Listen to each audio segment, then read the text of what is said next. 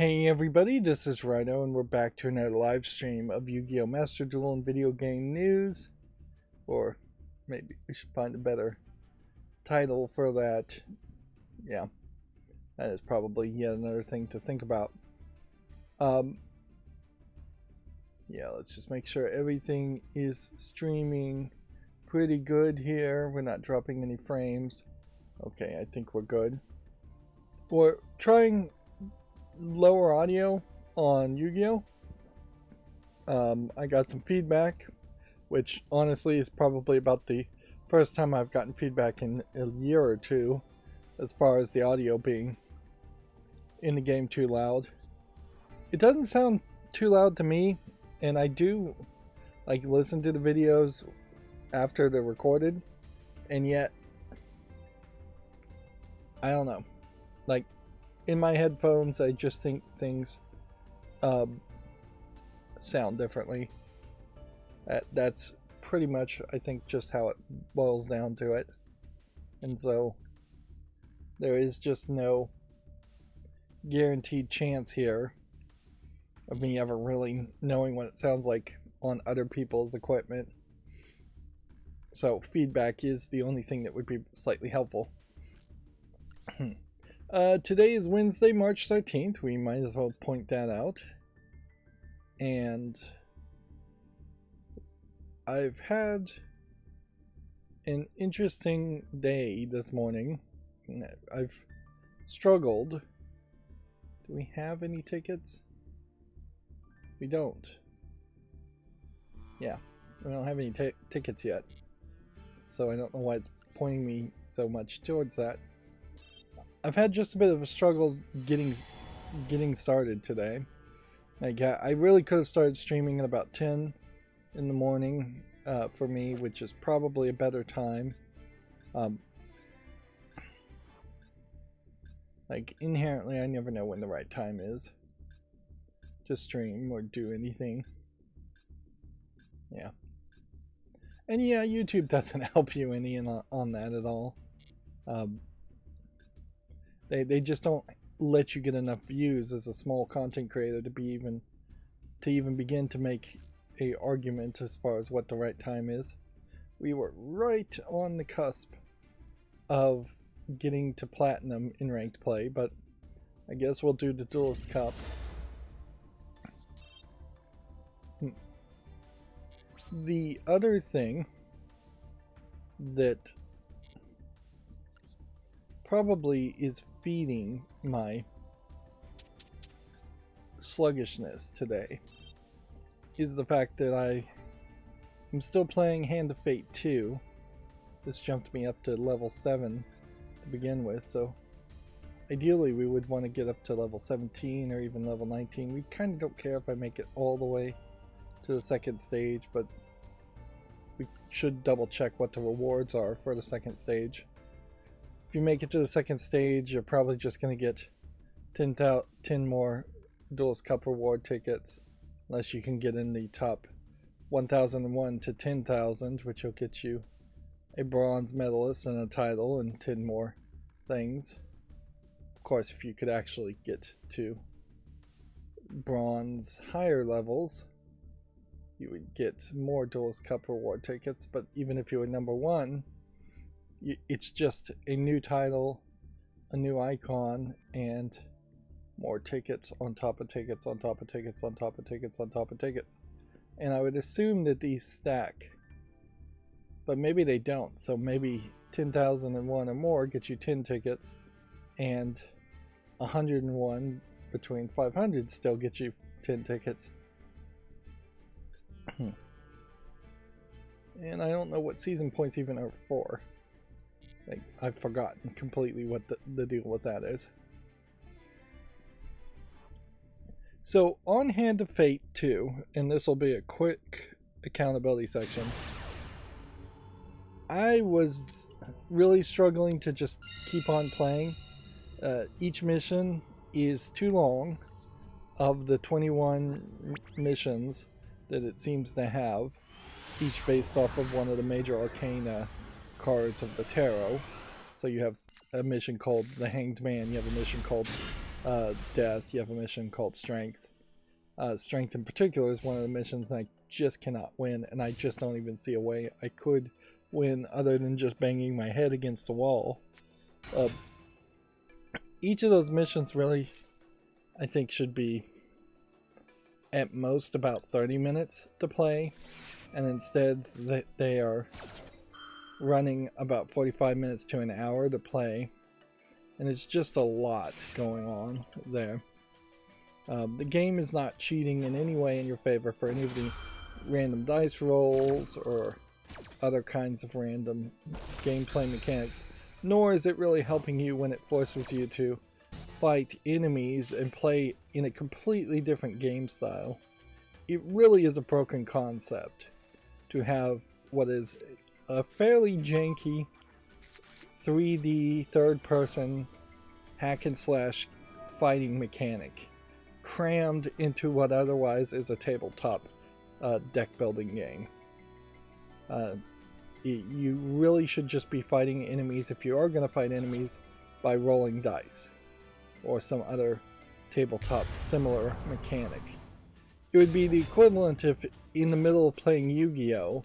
All of a sudden you had to pull out a controller and button mash to fight between two of the monsters. It just doesn't make sense. What also doesn't make sense, and I think these are problems that were problems with Hand of Fate 1 also.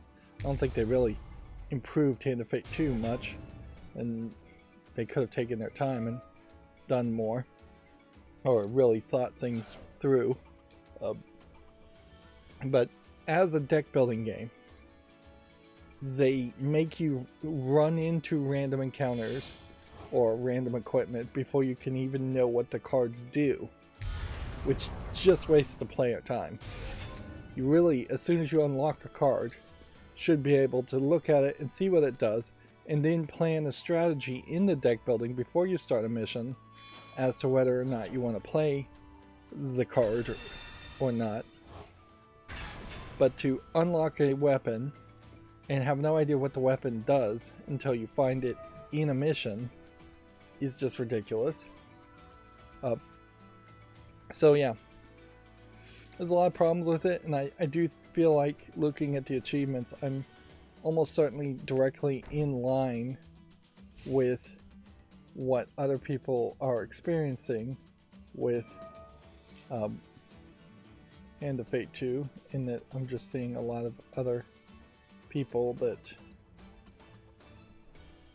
have very few achievements, very based on how far you've gotten into the game. And so I was just about to give up completely on Hand of Fate 2, because the rogue-like gameplay style, in which if you fail, basically no progress carries over. The only thing that really carries over if you fail in a challenge, in the regular challenge, is that you know what the cards that you've seen do, and maybe you gain some cards or upgrade some cards. Let's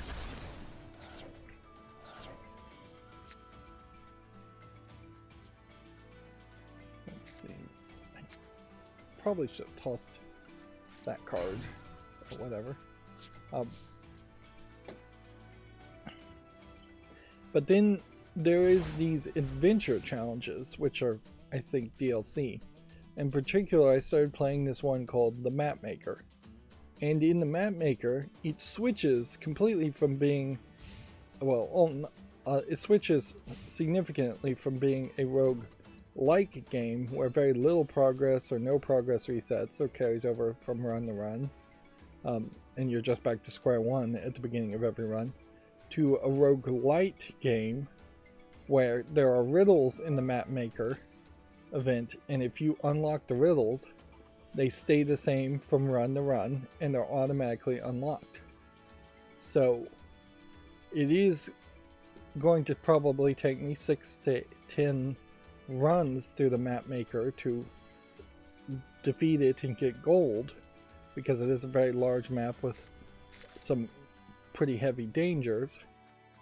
it's way more doable. So I will finish the map maker. There's another adventure DLC one called the Serpent. I'll try the Serpent, and I imagine I will also be able to finish the Serpent. I am not certain, however, if there are any more adventure things. That it may just be that there are 2 adventure challenges, and that is that.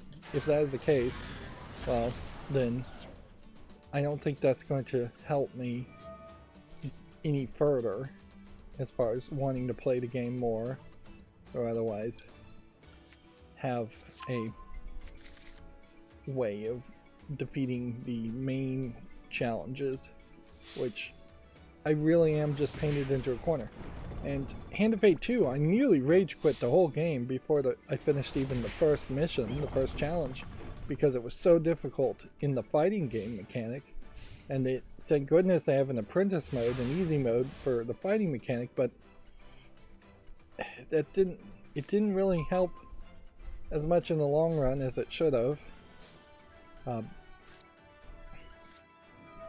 And so now, 29 episodes later, at 45 minutes to an hour per episode, I am running into a third act problem in which one of the remaining companions, of which there's 5 or 6 of them, cannot be unlocked unless I defeat the mission, the Strength. And I am just not capable of defeating the mission, the Strength, in a reasonable amount of time, in an unfrustrating manner.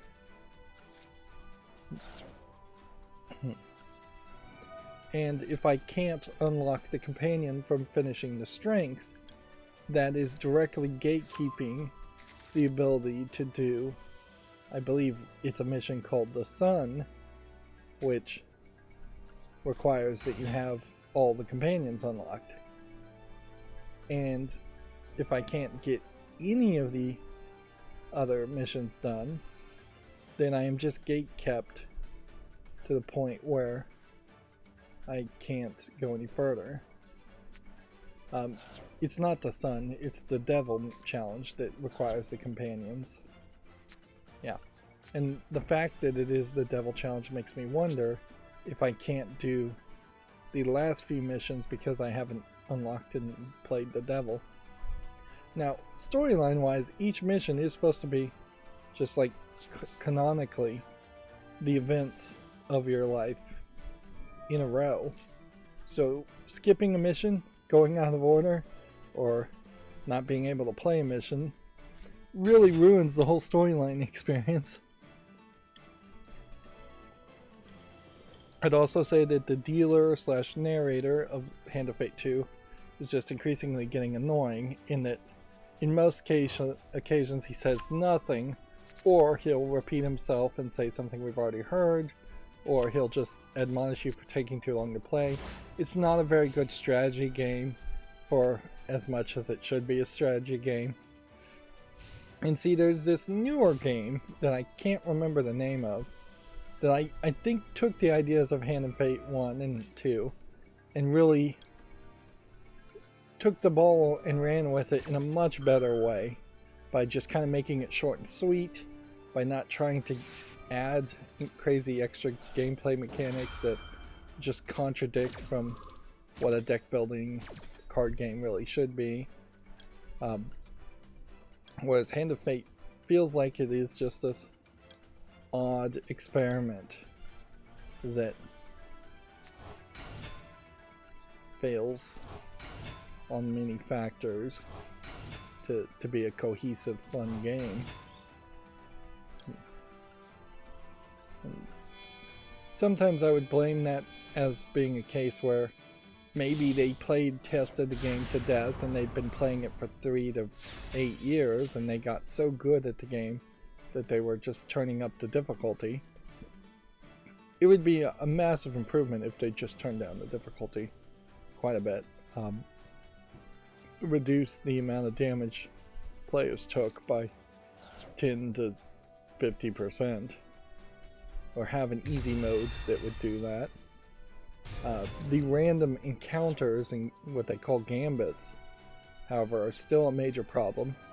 Like, one of them is you'll see 4 cards and you just have to pick a card, any card, and some of the cards will be success, some of the cards will be failure. I have, in probably 30 hours of gameplay, found no way to actually get good at doing that random gambit. Other random gambits are rolling dice. There are some cheat mechanics sometimes if you have a certain equipment card or blessing that might increase your dice final count, but really there's only 2, maybe 3 of those, and that only helps you so far. And there's really only one thing I've seen that actually helps with the pick a card, any card. There was also a precision swinging metronome minigame that is not used well enough. It is probably the most strategic of the encounters, of the gambits, and so if you could decide to only do precision swinging on the metronome, you probably should decide that one. But that is still a timing skill-based gameplay mechanic, when really Hand of Fate should be a competitor to more of a strategy-based game. It definitely should be coming more from the dice roll realm, if you're going to add any randomization to it. That probably is one thing I like about collectible card games, is very rarely, well, Yu-Gi-Oh! Has a few dice rolls, but almost every other card game barely ever uses dice rolls, or never uses dice rolls. It is all strategy all the time, which I definitely would prefer that. I don't need random luck affecting the outcome of my gameplay in almost all cases. And if a game does have luck, and it's a video game, I particularly expect it to cheat in my favor and make the dice roll 6s more often than they roll 1s, which does not feel like the case. It definitely feels like it is a fair set of dice, not weighted in any direction when you roll the dice in Hand of Fate 2. Otherwise, I guess I don't have too much to say about it. I'm just continuing to play it. Probably by this time on Friday, which I might not stream on Friday. I'll just throw that out there, that I might be too busy, or the time I stream on Friday might be very weird. There is also some thoughts that even Thursday I might want to do a Steam Summer Sale shopping stream instead. I've done those in the past. I don't know if they really benefit anybody to look at games and shop that way, but I could see also not streaming it and just doing that privately. I could go through my follow list at the same time. I probably do need to do a major amount of follow list cleanup, if not going through every thing on the file list A through Z, maybe just going through everything M through Z or A through M, every sale or every big sale. That would make a lot of sense to do. But yeah.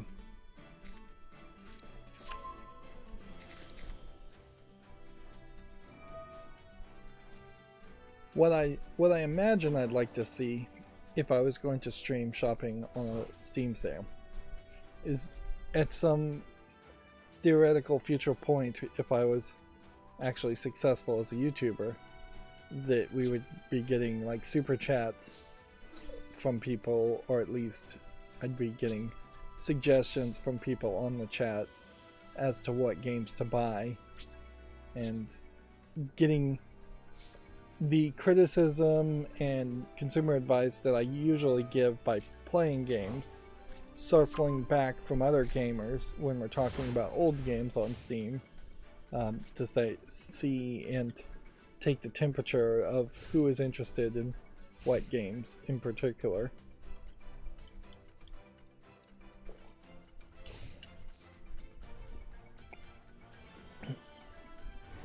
For instance, those EA games, the Command and Conquer games that they just stealthily released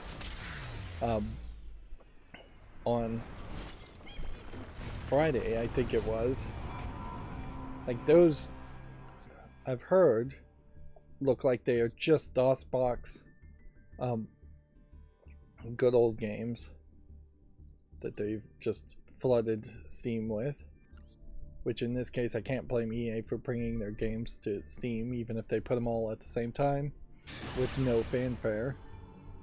I wonder if this isn't a case where even EA, who would have special rules and regulations, or a special contract with Steam, maybe they are going to get some pressure. Maybe they're starting to get pressure from Steam to not have games that don't support Windows 7, Windows 8, and Windows 8.1.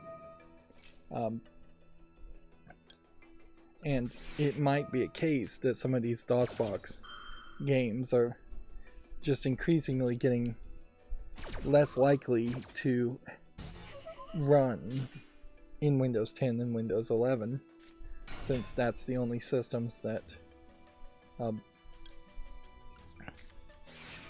those are the only systems that Steam supports as far as Windows goes.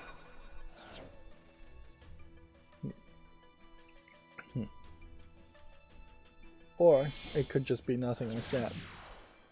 It could just be random EA wanted a few extra sales this quarter.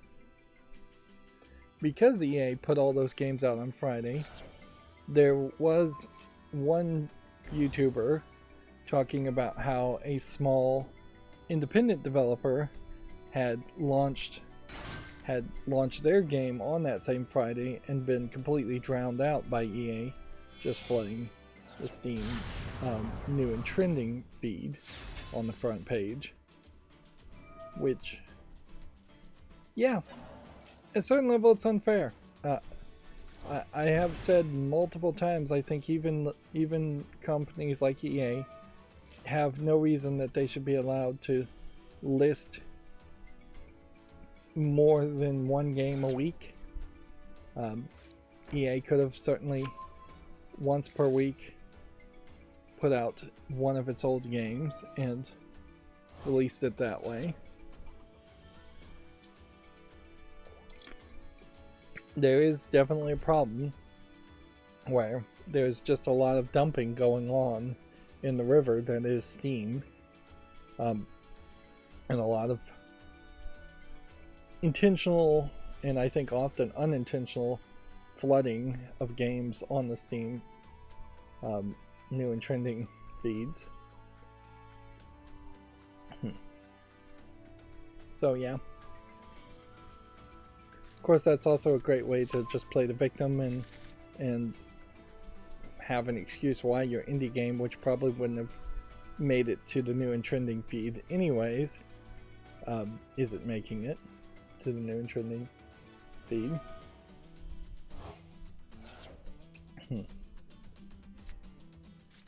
But yeah, particularly the EA games like the Saboteur and the Command and Conquer.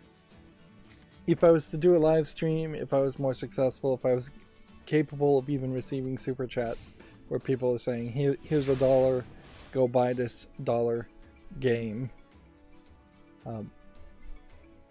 that'd all be helpful. That would be way more helpful than trying to run ads. Like, ideally, I can't really promise that I wouldn't run ads on my channel if I could. I almost certainly would run ads, but I'd try to keep it minimal, and ideally, if people just did support me through Patreon to the point where it was just paying and meeting all my needs, I would disable ads completely on my channel. because I know nobody likes ads on YouTube, except for AdSense and YouTube and Google themselves.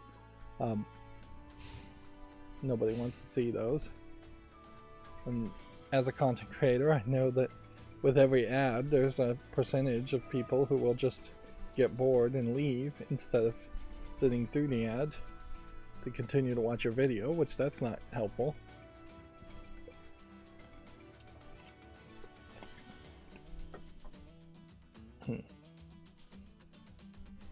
But yeah, if it were going to be a Patreon thing, it would have to be just consistent, significant amounts of donors. And it really couldn't even be like just one rich person, because that one rich person at any point could go away. People can certainly friend me on Steam and gift me games, and that's happened before, and then I never really got around to playing the game that it was gifted, which that's my fault 100% of the time. Yeah, I have plenty of games on Steam, almost everybody does, and so I am still very much looking and thinking that I want to buy a Steam Deck during the summer sale. I probably, though, can't afford the OLED version I'd like to get, and the refurbs seem to be so out of stock that just getting a cheap LCD might be the option, and then hoping that maybe a second generation of Steam Deck comes around in 3 to 5 years and has major improvement. Although I don't know what that major improvement is really going to be. The Steam Deck is very delicately balanced between its battery life, which is still kind of low, and its processing power, CPU and GPU processing power. Like adding things like Wi-Fi 6E or Wi-Fi 7 to a new Steam Deck is going to just run up the price unnecessarily, although a Steam Deck is about the one device that Wi-Fi 7, Wi-Fi 6E does make sense on. That really should just be a separate upgrade that the user could do to switch out the Wi-Fi card, like any other laptop can do.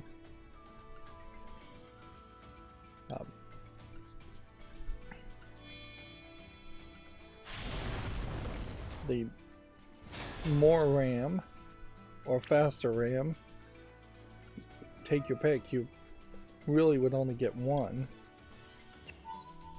on a Steam Deck 2, a theoretical Steam Deck 2, and I imagine you would want faster RAM than you would want more RAM, more than you would want more RAM, because the Steam Deck is going to uniquely be in a situation where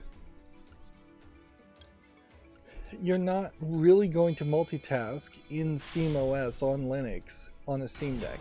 You're going to have one game running. You're not going to have Firefox running in the background with 100 tabs, or more accurately, it would probably be Iceweasel running in the background with 100 tabs.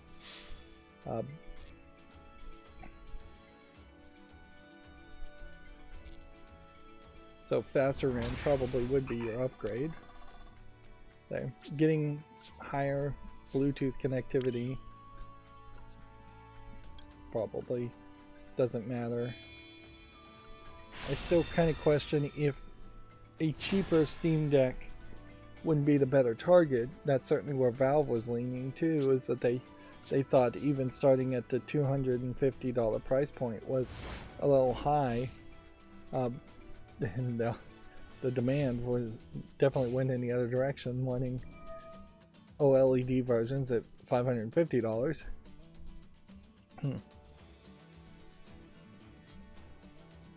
But yeah, I think a cheaper version that doesn't have controls, buttons on it, and triggers might be something to consider. I don't know how you really call that a Steam Deck at that point, instead of just calling it a Steam tablet.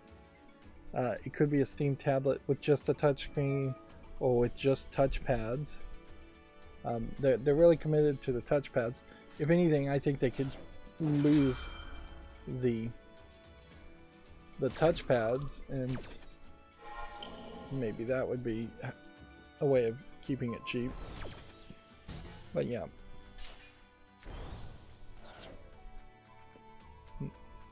For a lot of people, if you have a spare monitor or TV, the features of portability could go out the window. You could take out the battery. You could make something that would just be a console, that would be a Steam Deck, but just doesn't have a screen, doesn't have a battery, doesn't have the controls built into it. That would be very useful. I definitely could see myself gifting a console that was a SteamOS console to people if it was really, really cheap. Alright, well, we're gonna die either way, so we might as well activate this ability, even though it's not gonna work.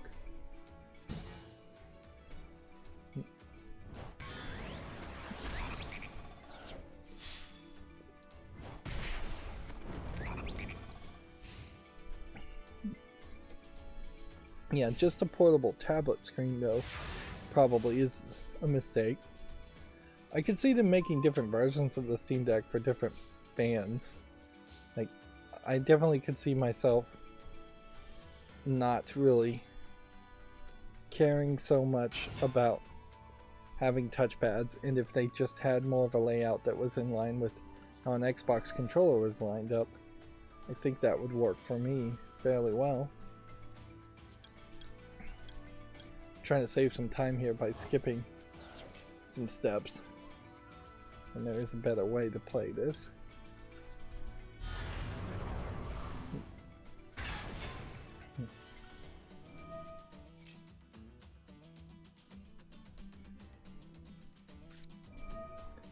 I got, as I was increasingly just being frustrated with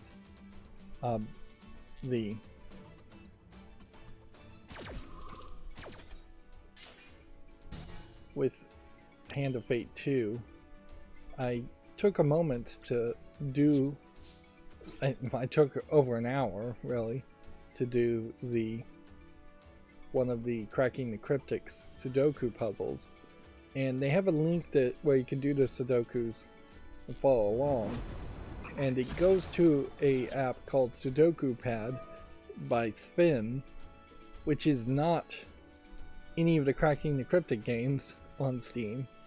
Sudoku Pad is on Steam, and it weirdly is different, and I think is probably better than the Cracking the Cryptic games. So, seems kind of ridiculous that they would make their own app and it would be worse than Spin's Sudoku Pad. It might be a case that the Spin Sudoku Pad is designed more for people designing Sudoku puzzles as much as for people solving Sudoku puzzles.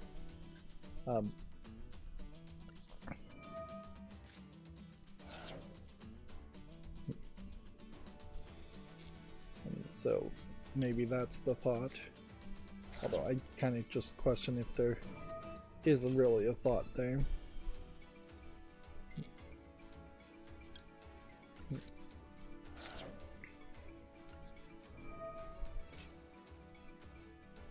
See, I really haven't been watching any streaming TV lately, which is probably a good thing, because that's another way to certainly waste a lot of time.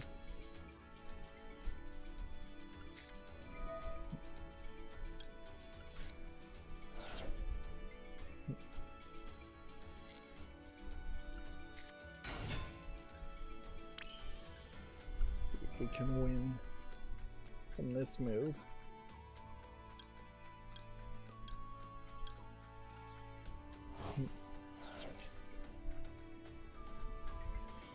I'm still swinging between insomnia and hypersomnia, so I'm sleeping in weird times and sleeping quite a lot. But yeah, the most thing I've been doing has just been spending way too much time playing Hand of Fate 2, which this is a reoccurring issue, is I keep playing longer running games when a dumb, easy to make run and gun first person shooter game would probably be the right move as far as the kind of game to make, and I mean the kind of game to play next as far as footage to make.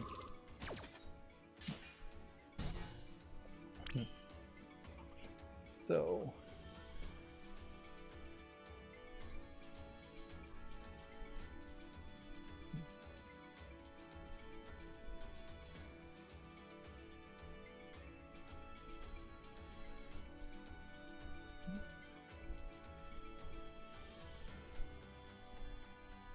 looking at the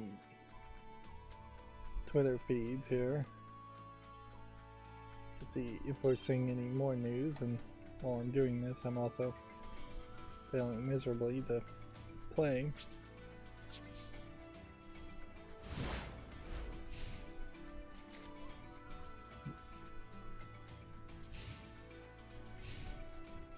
He's played 3 of these Phantom Knights fogs.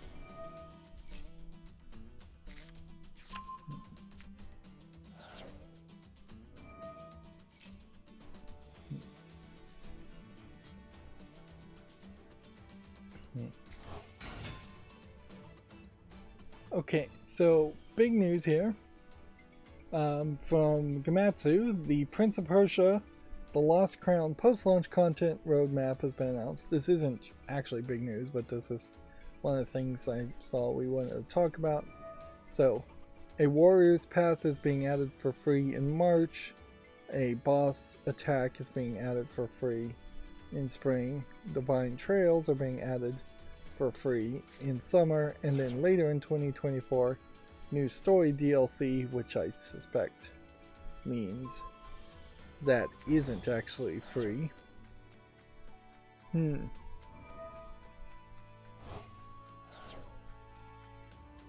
assume each of these screenshots are part of the free bundle here, and not separate things that would cost money. Inherently, though, the Prince of Persia: The Lost Crown, it should get as much support and updates to make it as good of a game as it should have been, but it really should have been as good of a game as it should have been at launch. It's a great example of a game that seems like it was rushed out for not really good reason.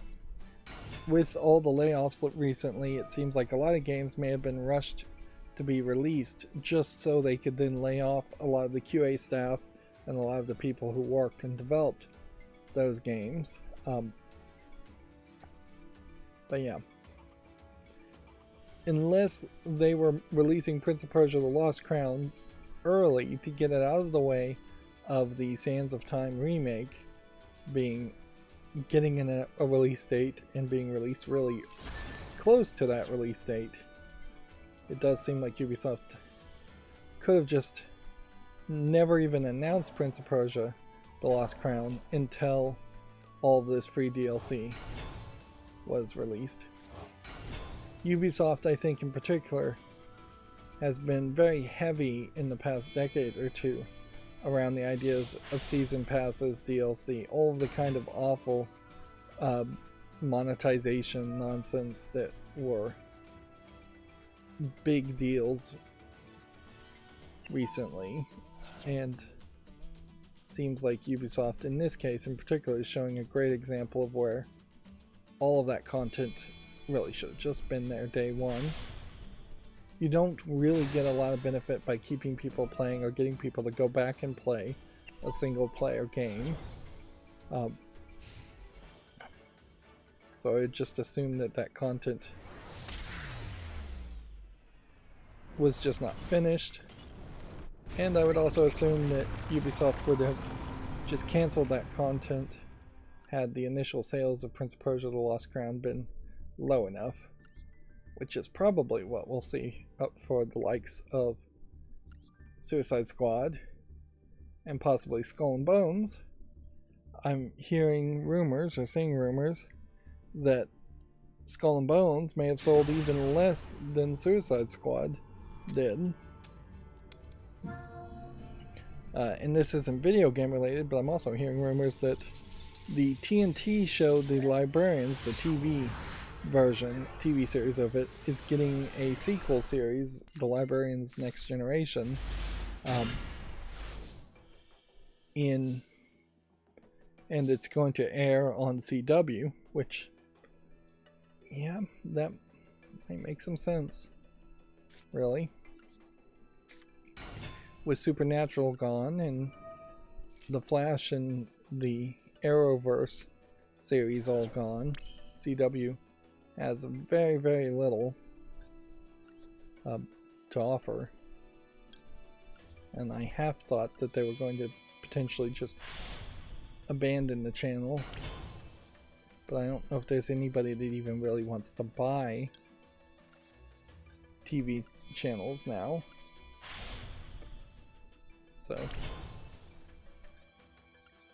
they may be just stuck with it. AT&T may be stuck with it. Warner Brothers may be stuck with it. You would think that the CW would be the place that at the very least was just constantly re-airing old CW movies, but they kind of don't. Or Warner Brothers movies.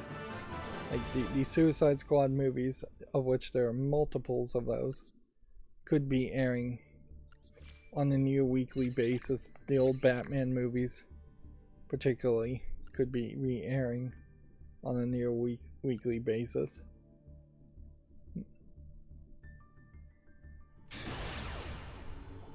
I potentially would argue that they maybe should just rebrand the CW as being partially a DC exclusive channel, promoting DC comics and promoting DC movies, and then whatever other kinds of TV shows that Warner Brothers has, you could try and merge all of that together too into the channel.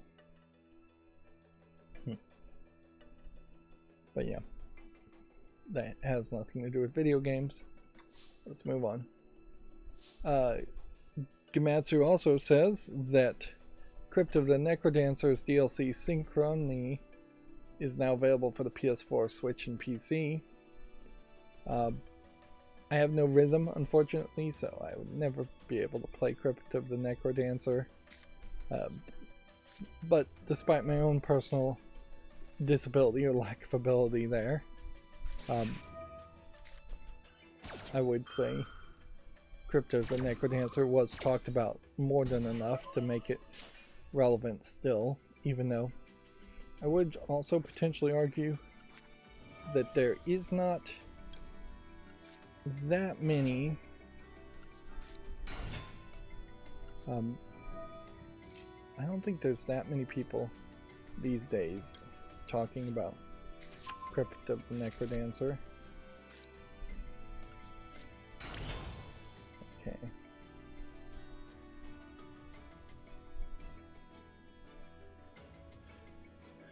Let's just end the turn there, I guess.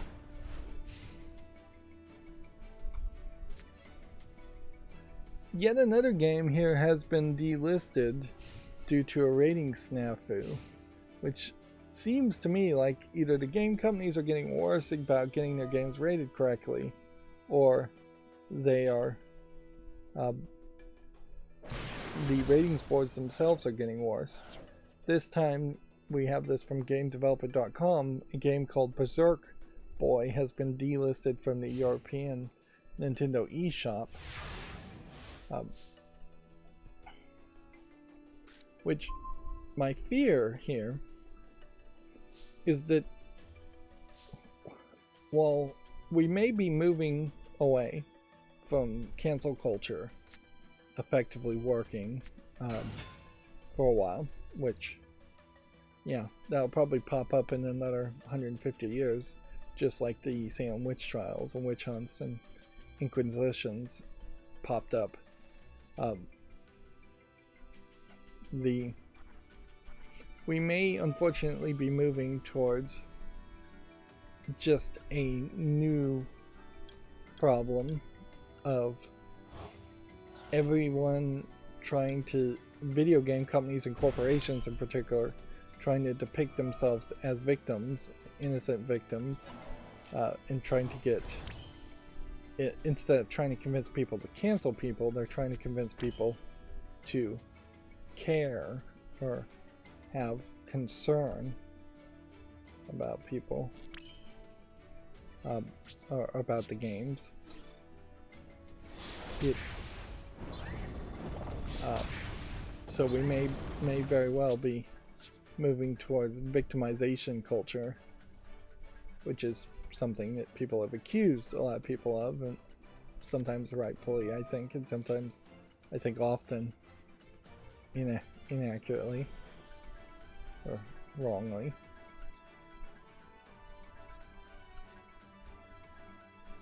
Seriously?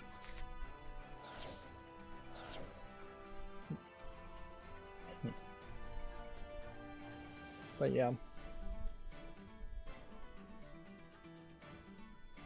That is, I guess, in a lot of ways, you could say the cost of doing business is to make sure who you're working with and who you're partnering with are doing things correctly. And at a certain point, I don't think you can just blame,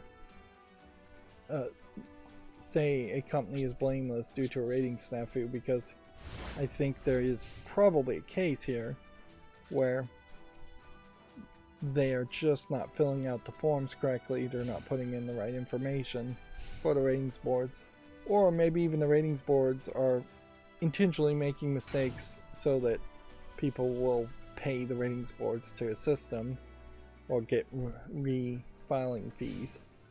You would hope that isn't the case, but it's not impossible, certainly.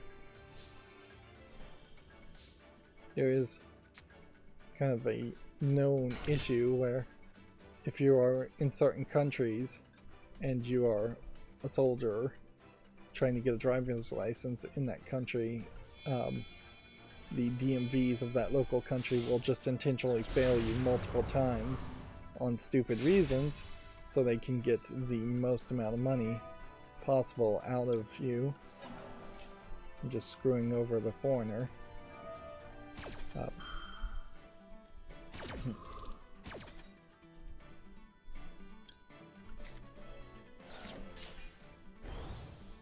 So there definitely are cases where institutions that are designed to do one thing due to greed and capitalism become corrupt and start to do something completely different.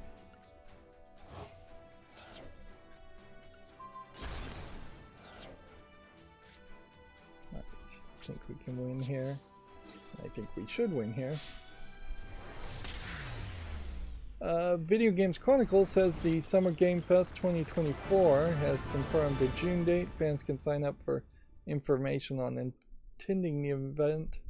It will be the Summer Games Fest is kind of the sister to the Video Game Awards from Jeff Keighley. Feeling, I think, a little bit more like it's going to have a focus on trailers and being more like E3. It's going to happen on June 7th.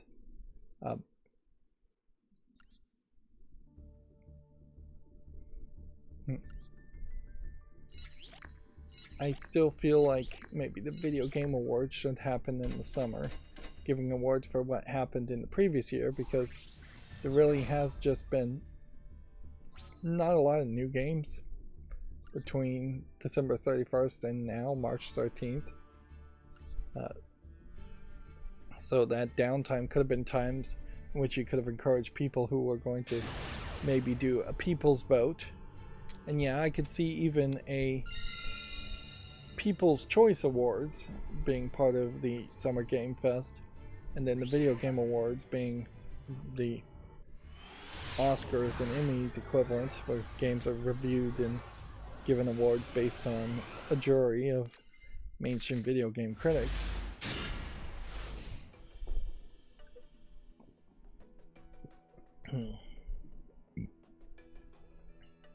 But yeah, I don't think anybody needs the E3 experience as it was. I don't think anybody really ever needed it after the point where it became open to the public. Once the internet and directs started being a thing where you could just watch Xbox Directs and Nintendo Directs and PlayStation Directs, and you can have press releases and news come out at any time, having an E3 or Summer Game Fest makes less sense. And I definitely feel that because I'm not really watching any of these events anymore. I don't care enough to waste the time on it. I get the gist of it just from press releases and other people, video game journalists just reporting on it. They often just put out trailers that have no actual gameplay in them.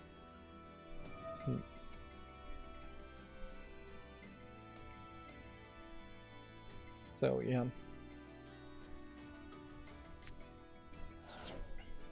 The biggest problem with things like E3 and the Summer Game Fest too is that you watch 10 trailers and maybe you'll remember one game.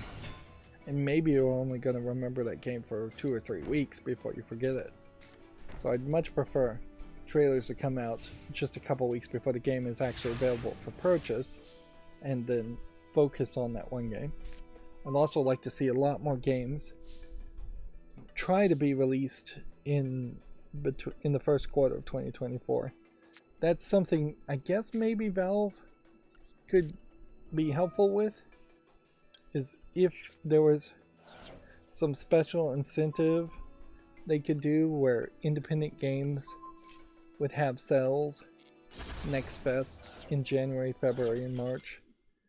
They probably were some next fests, but yeah.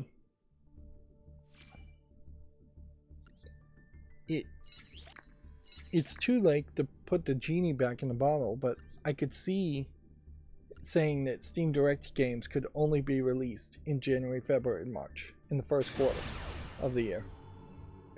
That you could pay $100 and have your game listed, but it was only in that time frame, and you just have to wait 8 months otherwise. If you miss that first quarter of the year. And then the rest of the time of the year, people would have to have real publishers. Now, that's not very libertarian to have a rule like that, but it would separate things out quite a bit. Squishing in all Steam Direct releases into 3 months, showing after the first year how much competition really happens, discouraging the people who are just making asset flip garbage games from bothering to release games. Particularly if you are running a scam on Steam and releasing asset flip garbage games to money launder, that kind of scam only works if you can consistently make money on the game and have the game sell, and consistently put out new games to compete with the other new games. This will be the last game we play. We've gotten lucky here at the end, but once again it does feel like we're going to spend a lot of time working up the Duelist rank. Let's see. GameDeveloper.com says that Playdate games can now be written in Swift. If I recall correctly, Swift, I think, is... Let's see. Swift may be the visual programming language from Apple, or it may be just a different programming language from Apple. it is not a programming language that I particularly would recommend anybody learn. Particularly if it is the visual programming language, where it's just dragging Legos left and right. That concept visually doesn't even line up with the way you'd make a Unreal Engine or Unity game with the blocks concept. Because when you are doing something visually to connect objects in Unreal or Unity, you aren't actually doing the core programming there at all. You're just connecting what are, I guess, tokenized away more advanced concepts in favor of using little blocks and pictures. The Playdate, I still feel like, is a dumb device, and it's kind of crazy that people are still talking about it. What is also, I find a little interesting to take from this, as far as what mainstream video game journalism is talking about, we have had people talking about Stellar Blade with its trailer, partially I think because it has PlayStation funding and is coming to the PlayStation, whereas Shift Up's previous game that they still are supporting, Nike Goddess of Victory, is doing like a full-on crossover event that was just announced, and nobody's going to talk about that at all. Nobody has talked about Nike Goddess of Victory as a mobile game at all in the first place. It is comparing a mobile game to a console game, but both games have that feeling of lewdness that is unique to Shift Up, and both games are from the same company with the same support from Tencent and, well, PlayStation may be supporting Stellar Blade more. And so it may actually not be a case of censorship at all. So I don't want to immediately cry censorship, although it is suspiciously looking like censorship. It may be a case that Sony is just paying a lot of money to advertise the Stellar Blade game. And since Sony isn't involved with Nike Goddess of Victory, they're not doing that. I also imagine Stellar Blade as a console game is not going to have any major crossover events. There'll probably be some costumes that unlock, and that's about it. I would also say Stellar Blade's demo being leaked early, and then the PlayStation 4 and PlayStation 5 deleting that demo from people who had already downloaded its hard drive highlights a very concerning possibility that I imagine most people knew that they probably could do that Sony could probably have done that at any point. The fact that they're willing to pull the trigger on a demo seems like that was a dangerous and dumb decision on their part, because now you've shaken confidence. Like they literally did the nuclear option and nuked a demo, and they could have just left the people who downloaded it keep the demo. It wouldn't have really affected anything.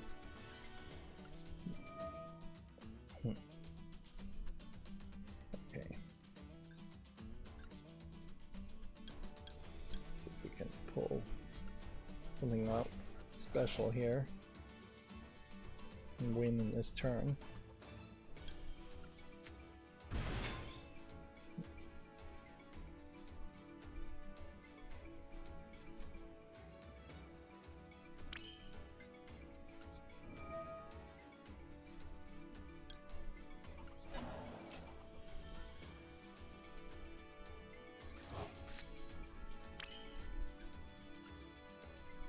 That didn't work.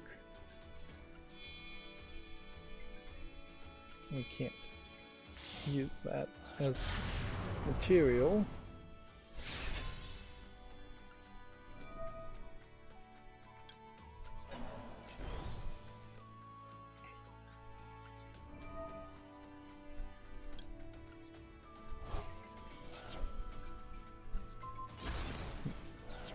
I've managed to sleep wrong, I think, on my shoulder, and so my shoulder's been hurting lately too. I wonder if some of that is just poor posture with how I'm holding the mouse too.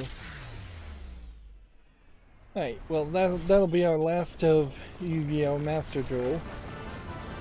And so that's the end of the pre-show effectively.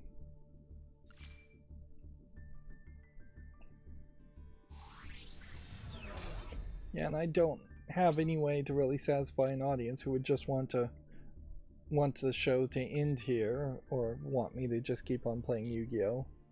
There's no reason to play Yu-Gi-Oh! It's unreasonable, frankly, to play more than an hour every 2 or 3 days. We've made a massive amount of progress here as far as the Duelist Cup. We've already accomplished a lot of this daily quest. Actually, there is a little bit more daily quest, so I guess there is a justification in this case. I don't think I collected the Duel Live before. Yeah. Alright, we'll play one game over here and see what happens there. And play one more game. GameDeveloper.com has an obituary here for Terry Hess, an Obsidian artist. So here we have a zoomed in picture of the person, which for an obituary I guess is fine, although this wild hair, unkempt hair style arguably should be, you should have a slightly better looking photo of yourself at all times. And the cropping here seems weird, certainly, too. This is way too zoomed in. Terry Hess was a long-time environment artist for Obsidian Entertainment. He passed away last week. The developer, that would be Obsidian Entertainment, has launched a GoFundMe whose funds will solely go to the late artist's family.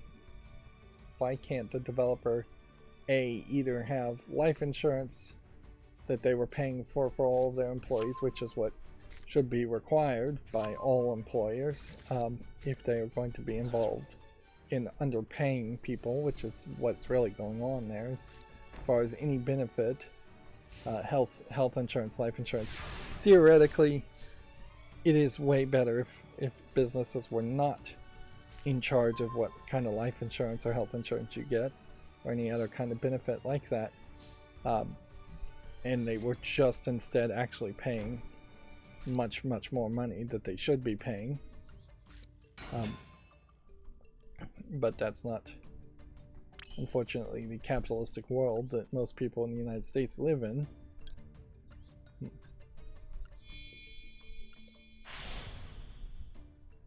So, yeah. The idea of making a GoFundMe and then tweeting it out so that gamers, once again, are being asked to bear the burden of what an employer should have been funding is ridiculous. And I guess the good news on this is that we don't see that happen very often. Like, this may be, frankly, the first time I've ever seen it actually occur, where a company has tried to has started a GoFundMe. Inherently, I don't think GoFundMes work as well as you'd like them to.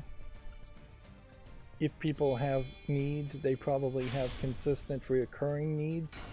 And I feel like a GoFundMe with a good story might be funded fairly well, but I feel like a significant number of them also just fail with getting no funding. And even the ones that do get funded well, often I don't think would address the reoccurring needs and issues. in this case, Terry has, if he is the major income provider of the family, unless you were going to subscribe consistently on a monthly basis to GoFundMe, the family is going to get a boost of income for a brief time, and then people will stop funding that. Has first worked on 3D environment as a 3D environment artist for Black Ops Entertainment and Manifest Games in the mid-2000s. In 2005, he joined Treyarch, where he worked on Spider-Man 3, which wouldn't be a recent Spider-Man 3 game, it would be an older Spider-Man 3, and 007 Quantum of Solace in 2010's Call of Duty Black Ops, which I have no idea if 2010's Call of Duty Black Ops is the one of the good ones, although it doesn't really matter in an obituary case. From 2010 to 2012, he stayed in the military shooter realm. After working on DICE's Medal of Honor Warfighter, he joined Visceral Games and EA Montreal on Army of Two: The Devil's Cartel, which, yeah, I don't think that one sold very well. In 2013, he started at Obsidian with its free-to-play game Armored Warfare. He was later assigned to the team working on The Outer Worlds as an environment art lead.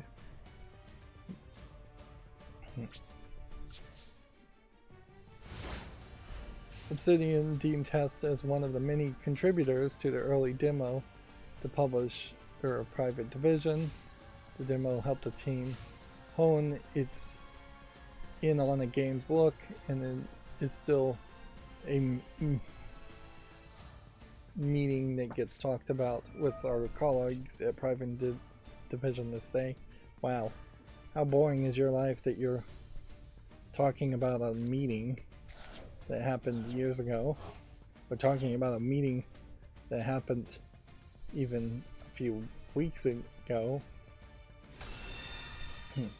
This is quite a long obituary, but it's also mostly just talking about where he worked. What really sucks about this in these obituaries is that we are not really getting any commentary around what he did outside of work, particularly in this one. Like, we're not being told if he's leaving behind a wife or a husband or children, one child, two child, parents, anything like that. Not being told what he did on the weekends or as a hobby, what his away from work passions might have been. It is certainly a case that this is an obituary and a GoFundMe that is being put out overly proactive by Obsidian, which once again just highlights how Obsidian should be doing something more effective than just putting out an obituary, such as paying for the kids' college or having a life insurance policy to start with.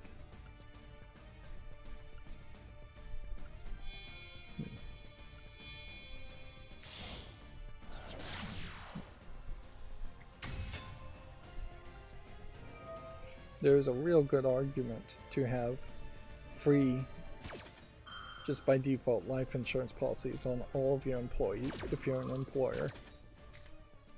Because at the very least, what you don't want to have happen is have the family showing up at the business asking for handouts, making the business look bad for underpaying him, which inevitably they would be underpaying him.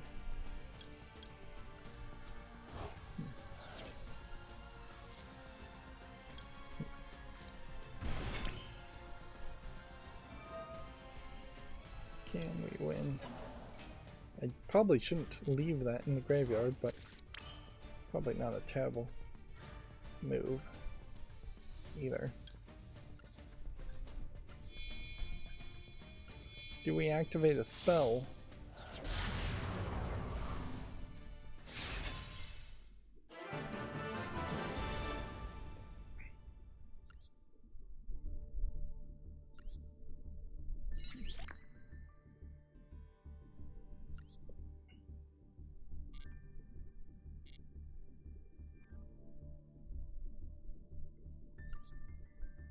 Let's see. We can, I think, normal summon another monster, activate a spell card 3 times, activate a trap card 3 times. I see why I'm not activating spells or trap cards. Here is that I'm placing the cards, but by the time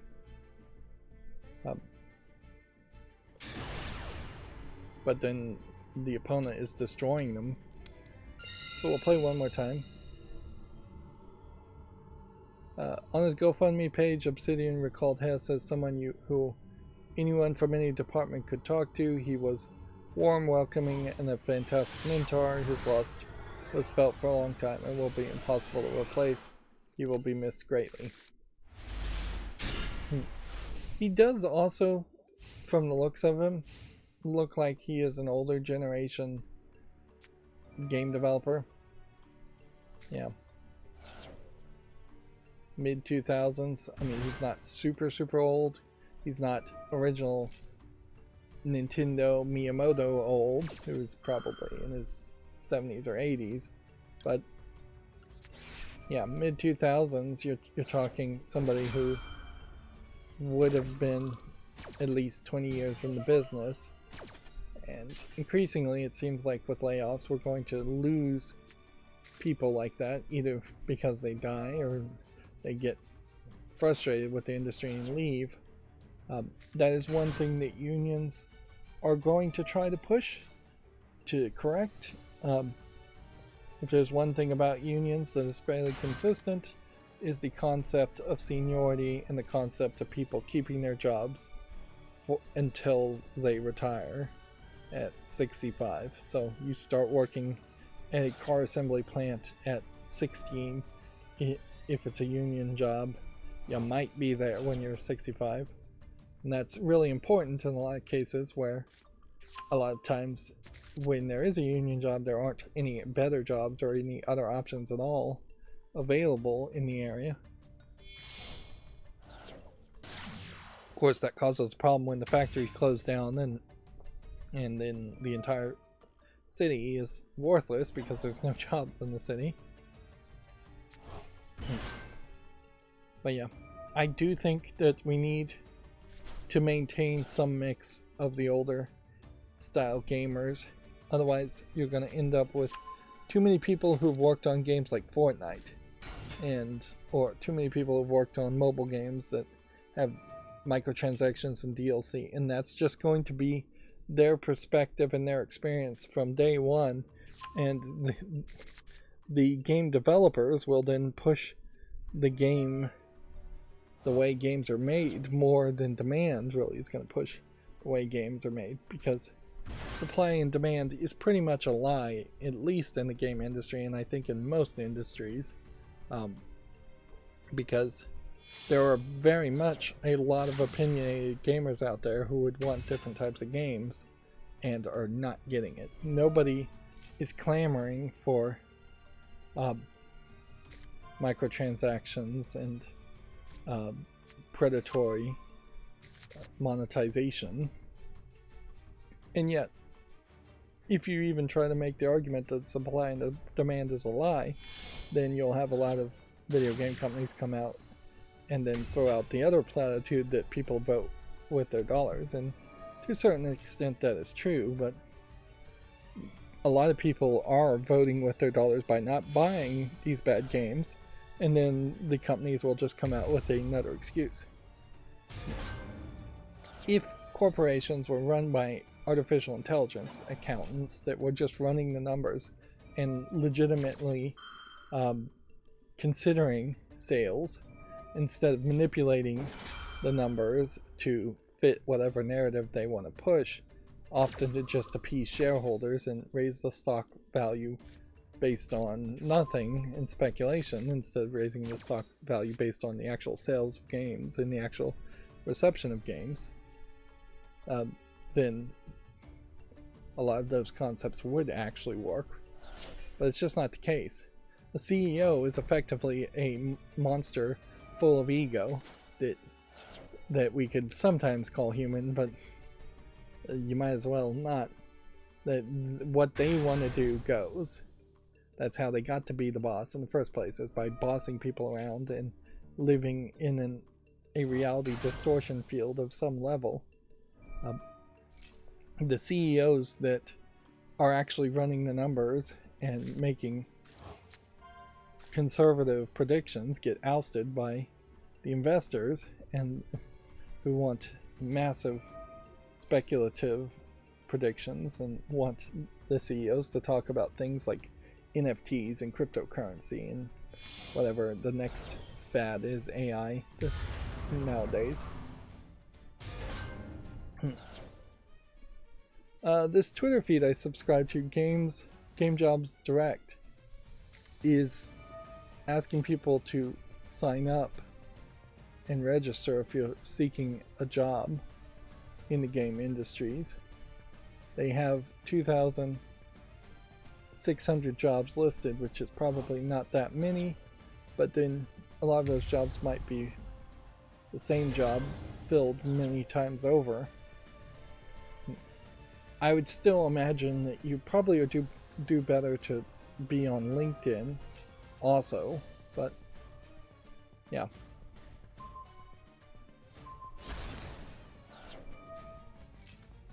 See what the page looks like here as far as looking for jobs go. Doesn't say yet. 2,687 jobs by default. Once you started to put in keywords and regions, those numbers are going to drop very quickly.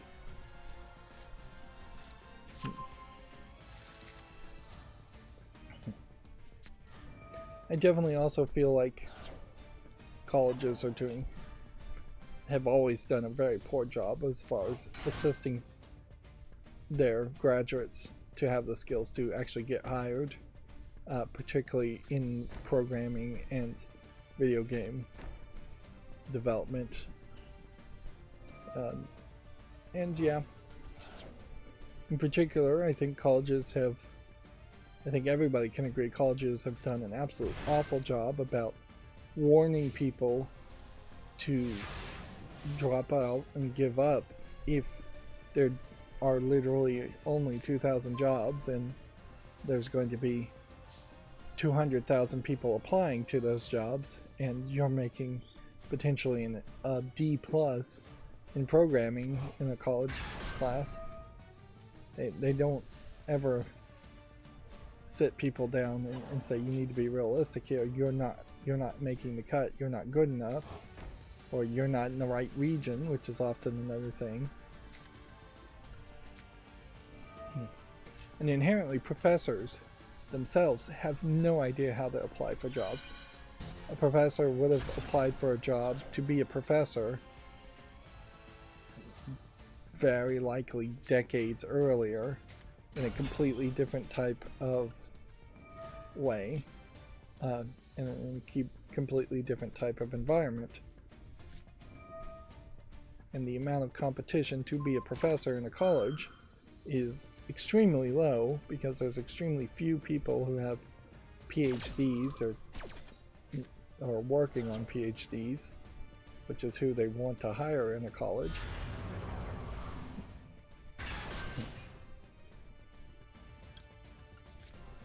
Yeah. Most college professors have not spent significant amounts of time, if any time, actually working in the industry they're teaching about. Take note, Larry Herb and aka Major Nelson and the former CEO of Nintendo, Reggie Fils-Aimé, and I guess so far we haven't seen what the Bobby Kotick will do, leaving the game industry. let's ignore Bobby Kotick for a second. Both Larry Herb and Major Nelson are Major Nelson, Larry Herb, and Reggie Fils-Aimé, those two people by 3 different names. Both of them have left the industry and really not done anything else. They haven't tried to effectively teach a class or become an educator for the next generation of people who would work in the game industry. I think Bill Gates maybe teaches like 1 class, and that's about it. Some of the former presidents, I think maybe Barack Obama teaches 1 class at some college. But you definitely don't see a lot of that. And as far as politicians teaching classes, that's very different from video game executives teaching classes. I doubt Miyamoto is teaching classes as far as how to make video games. They may come in and give speeches, and that's about it. There was that whole website service masterclass. It was supposed to be more around that idea of people teaching from their experience, from their skills. But I don't think masterclass really went anywhere either. I think it was too expensive and too much of a time commitment as a concept. This will definitely be the last game we play. We're still not really activating spells or traps. Video Games Chronicle says that Saber Interactive has removed references to Embracer from its site, suggesting it has been sold. This might simply be a preparation to it being sold. Now, notably, this background art could just be they changed the art slightly. It's the same otherwise, and I would say the white on black is more striking than the white with a background of something. Looks like a giant snail shell or something. But yeah, at this point, that is an article that is reporting on a rumor that said that Saber was up for sale for $500 million, possibly buying itself its own freedom for $500 million, which I believe Saber Interactive was bought by Embracer for several billion. So, yeah. Oh, I almost wonder, could you run a company like Embracer and then get a bunch of investors to give you funding to buy a bunch of companies that would have been under the control of, let's say, Microsoft. Let's say Microsoft was way more nefarious than we thought it was, and they were just making ZeniMax and Double Fine miserable and not letting them make the games they wanted to make or make any games at all. Could you then make a company like Embracer to buy ZeniMax, to buy Double Fine, to then bankrupt that Embracer company, to then free ZeniMax and Double Fine? I don't know. I think that there would be some major fraud if you got caught doing that.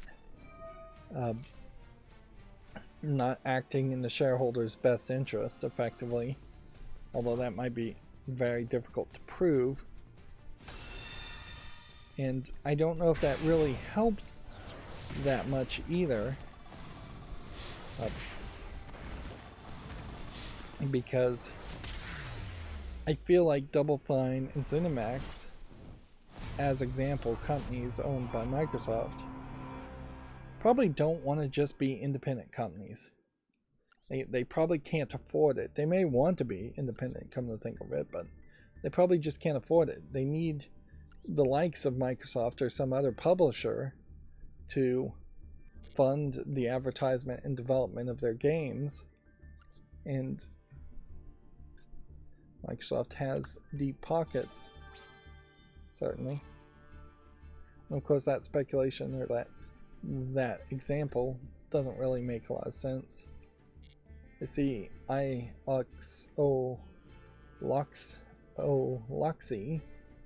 which is a palindrome, says hello on the chat. Hello. So I still didn't activate enough spell and trap cards to get these rewards, but whatever. I'm not willing to play any more of Yu-Gi-Oh! Today. Let's see. Video Games Chronicle says Arika's vice president has shared an image of a mysterious Mega Man design. Fans don't recognize the Mega Man helmet shown off by Ichiro Mihara, which I don't know if that really means anything, because this could have just been a concept art thing, or this could be a teaser of a new Mega Man game. I kind of wish I could get into Mega Man, but also I just don't think I could do anything other than play a rebooted series of Mega Man. It would have to be a much more modern game, a fairly easy platforming game, a fairly easy boss fighting game, or it would have to be Battle.net based, and that would feel a little weird for what I expect from a Mega Man game. Mega Man as a series just really passed me by, and it's definitely an old enough series that it's hard to justify trying to get into it now. I certainly don't think I could tolerate playing Mega Man 1 or 2, or probably the first 6 games, maybe the first dozen games. Let's see. Moving on, Video Games Chronicle says that Epic has now confirmed its new Unreal Engine pricing, keeping its promise not to change it for game developers. This is a long-term follow-up from the Unreal controversy, and in fairness, there is no one outwardly outraged still talking about the outrage of the Unreal Engine. So they have just weathered that storm pretty well as they're going to. But I do think there is a significant number of people who are thinking now to either make their games on the Godot engine instead of the Unreal Engine. Unreal Engine in particular didn't have as much controversy as it made this announcement after the Unity engine changed the pricing scheme. So both Unreal Engine and Unity engine have changed their pricing schemes, at least for non-game users, to what I think are seat-based licensing models, meaning you have to pay for a license for every single person using it instead of per computer it's installed on, or maybe about the same thing. Inherently, the Unreal Engine still is the default engine if you want to make a first-person shooter game that looks really realistic and you don't have an internal engine you want to use. But if you want an open source engine, you would go with the Godot engine, but the game is more likely to come out like a Unity game and a mobile game than it is a hyper-realistic first-person shooter Unreal Engine game.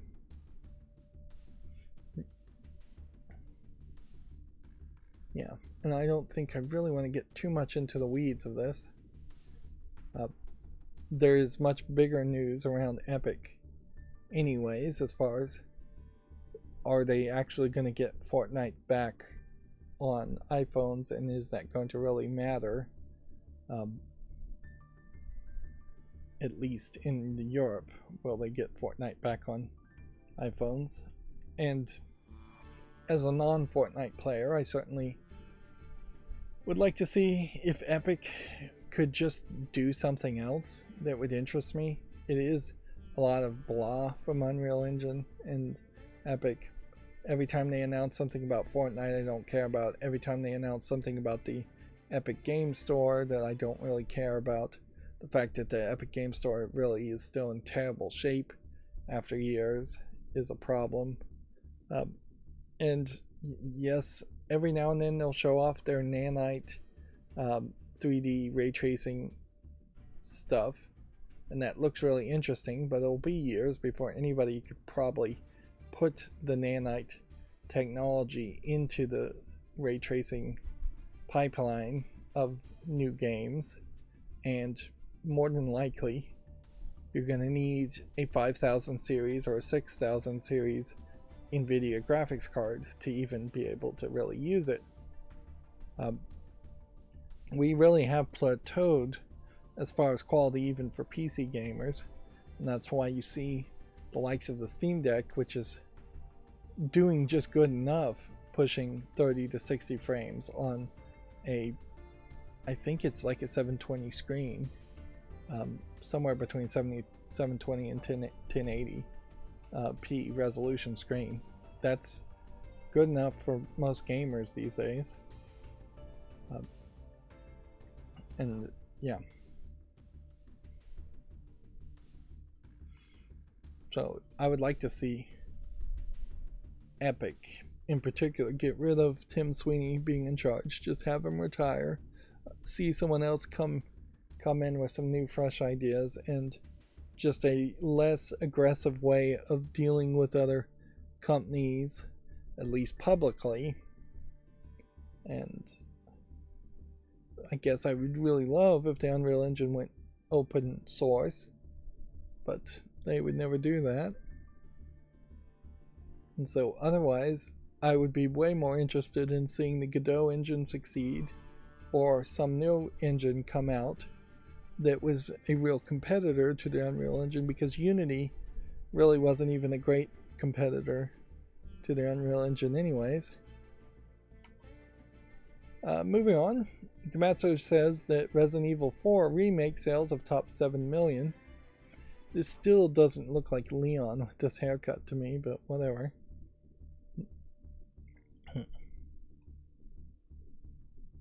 I did see a YouTuber talk about the Resident Evil 4 remake.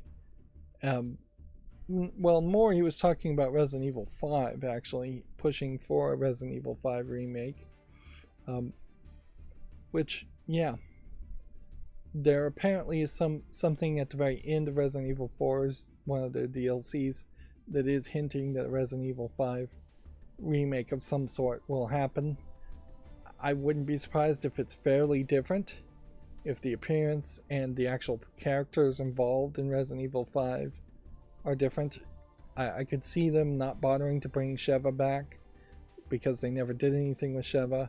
I could see them making Sheva the only character in the story and getting rid of Chris Redfield as a companion co-op character. I could see them getting rid of the concept of co-op in particular, which was heavily pushed in Resident Evil 5. And that was yet another game gimmick that was popular at the time and just didn't make any sense at all in the Resident Evil series.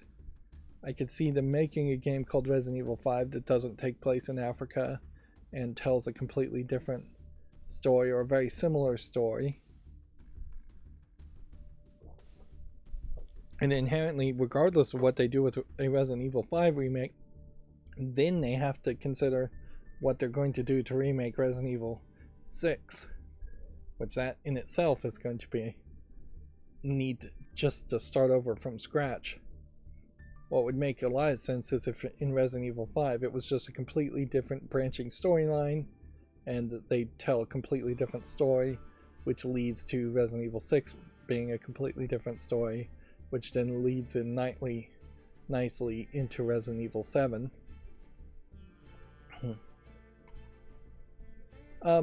I'm still not sure if this Overwatch 2 and Cowboy Bebop collab is real, but this is a follow-up from something I talked about on Monday's stream, in that they have this, I've seen this and I'm not sure if this is fan art or not, and it just seems really weird.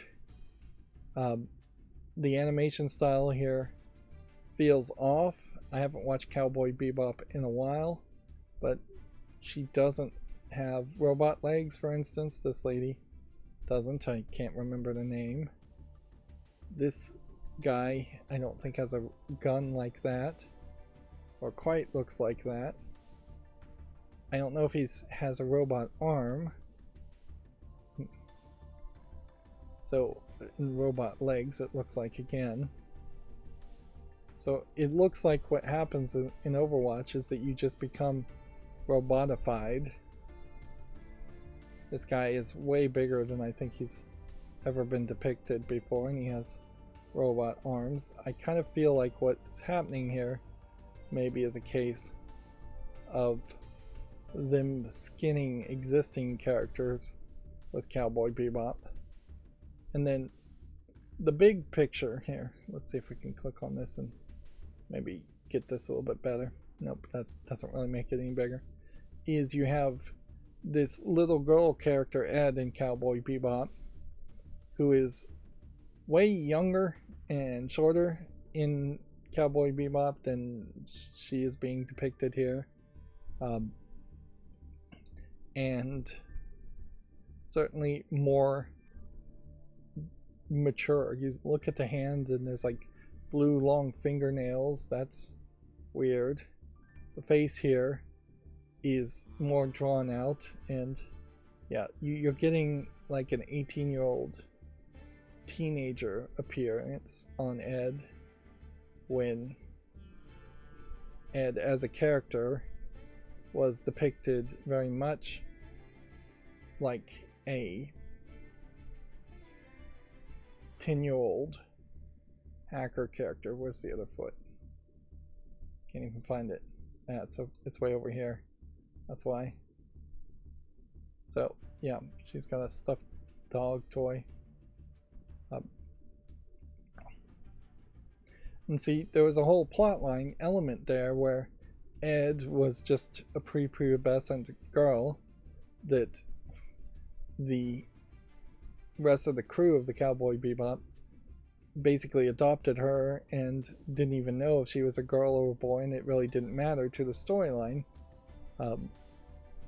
So it just seems really old to age her up, really odd to age her up, particularly when you consider that Overwatch is the notorious game that is so easy to take models out of it and then make 3D CGI porn from.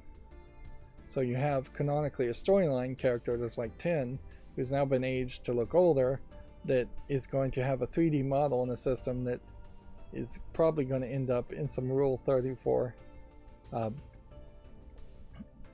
porn online because of that.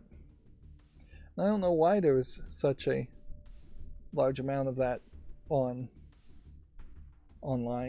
from Overwatch, other than some of the Overwatch main characters are kind of interesting looking.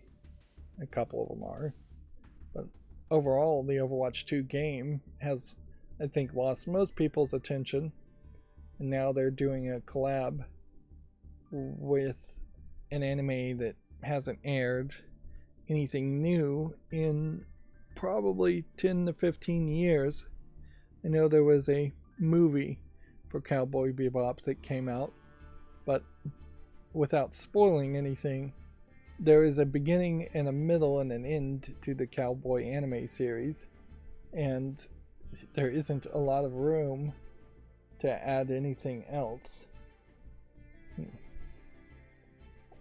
Come to think of it, I'm trying to see if I actually have Cowboy Bebop on my shelf of anime to the left of me on my bookshelves. No, I don't think I ever bought it. It was one of those ones that was always on Adult Swim, and I never got around to it in favor of buying things that I hadn't seen otherwise. I have what is effectively very similar to Cowboy Bebop, Outlaw Star on my shelves, and that would be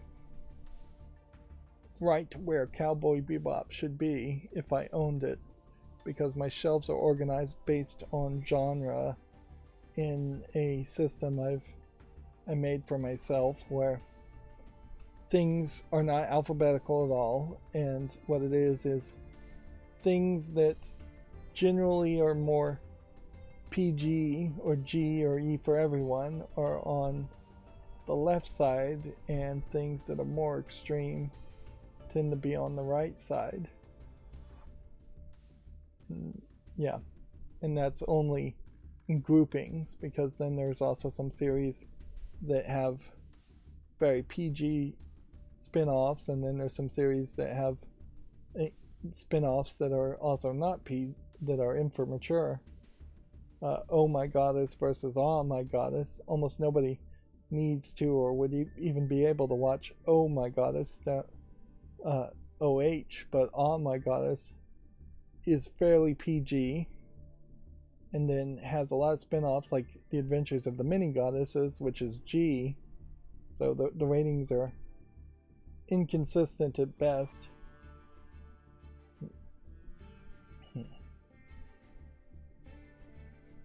Yeah, unless my system is out of order. I don't think I ever did buy Cowboy Bebop.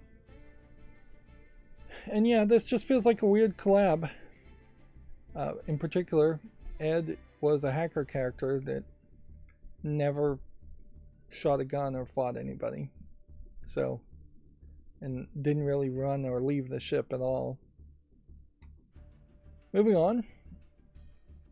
So, still not sure if that really is a collab or if that is just fan art, but it is at least a possibility. A Pokemon Works subsidiary has been launched within the Diamond and Pearl remake developers. So they made a new subsidiary. The question, I guess, is just going to come down to whether they're going to work on something new, or maybe that fabled remake that people still want from the Pokemon series is going to be worked on from that new subsidiary. This is very much inside baseball type news that could mean anything at all. Let's see, what was I going to show off about the Epic Games Store? Not Genshin Impact. Although Genshin Impact is like the one of maybe 2 or 3 mobile games that are getting some promotion. In part, I think that's because Genshin Impact is, I think, cross-platform and is on the Epic Games Store. As another follow-up, I talked about this All Things Wicked Dead by Daylight DLC when this latest chapter was announced, and I said this character looked very intriguing, and this monster looked kind of interesting, and I tried to research and figure out where it was from, because I thought it was some kind of license thing, and it isn't. It's a totally original, as far as I can tell, character design and concept for Dead by Daylight, which I'm still not sure if this character even has a name. You'd think that if you were going to make something original, you might want to promote it more, but Dead by Daylight is in this weird position where they are just trying to keep players playing their multiplayer game. They're not trying to make a solo player game that could sell for years down the line. It is kind of crazy to make a multiplayer game that just constantly needs to updates and support. I don't know how people ever thought that was the way to go, as much as people have tried to make games like that, when in contrast you can have a single player game that will be as good as it is the first day it launches, and you will have to do minimal updates, maybe throw some DLC to bring back an audience or reinvigorate it, but you're not constantly trying to bring in a percentage of your audience that you're losing every week, every month. Let's see, Double Fine Let's see, what was Double Fine talking about? Yeah, Double Fine has 3 job openings right now for Systems Programmer, Diversity Manager, and Finance Analyst. There is a Diversity Manager I want to talk about at a certain point here that isn't from Double Fine, but I will leave those job listings alone and just point them out. Video Games Chronicle has a feature here. Nintendo needs to port these 12 games before the Switch 2. There's plenty of gold to be mined from Nintendo's back catalog. In particular, I definitely think I would have been happier playing Wind Waker on my Switch recently instead of playing Skyward Sword. I never played Skyward Sword, but a lot of what I didn't like about Breath of the Wild is proposed and done in Skyward Sword, whereas Wind Waker may be the last great Ocarina of Time 3D Zelda game, which is really only about half of the Zelda games in the first place, because there is a lot of Game Boy and NES and Super NES Zelda games that are top down, and those feel like they should have been split off series. At some point, the Adventures of Zelda should have been the top-down games, and then the Adventures of Link should be the 3D platforming games. And they tried that, really, with the Adventure of Link, the second game to come out in the series. What's the other list? Wind Waker and Twilight Princess HD. I haven't actually played Twilight Princess, so that would be another one to probably play before playing Wind Waker. The Wind Waker remake in particular has some improvements to the loading, so it's a better game almost objectively than the original version. Star Fox Zero, I would like any Star Fox game to come out, whether it's Star Fox 64. I believe the Super NES Star Fox game is on the Nintendo eShop. So maybe Star Fox 64 is also available on the eShop. But I'd like to see a significant number of games from Nintendo also have disc releases instead of being on the eShop. Again, I haven't played Star Fox Zero though, so that would be another game to play. I don't know the Pull Blocks Pushmo series. I can skip over that. Metroid Prime 2 and 3 aren't on the Switch. I thought the Metroid Prime trilogy was released. Nope. Metroid Prime Remastered was one of the best releases in 2023. So, yeah. 2 and 3 remasters still should come out.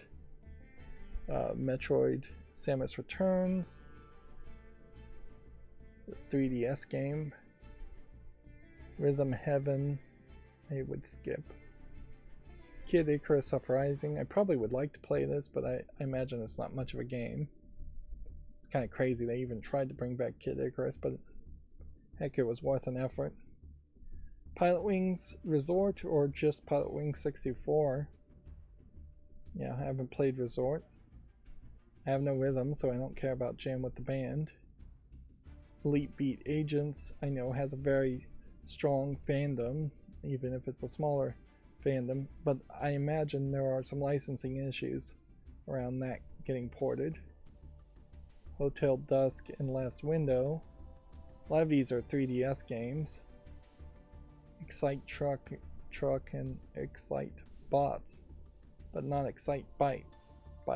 I guess that probably has already been released. Of this list, they said there were 12 games. I'm not sure I really see 12 games here that I would care about. And some of these definitely are just first-party Nintendo games that they could and should release. Whereas some of these definitely feel like they're more licensed games. And if 3 of your games you're listing here are Metroid games, and we know that in Japan they don't care about the Metroid games at all, that runs into a problem where Nintendo probably won't bother to do that. They also probably don't care about Star Fox. Although in fairness, you probably should make Star Fox games just for all the furries and the memers out there, and all the Sonic fanboys that love the furriness of Sonic. I could see with Sonic still being a character that is appreciated, a Star Fox game should try and counter that. 2 Zelda games, I do agree with. Apparently there is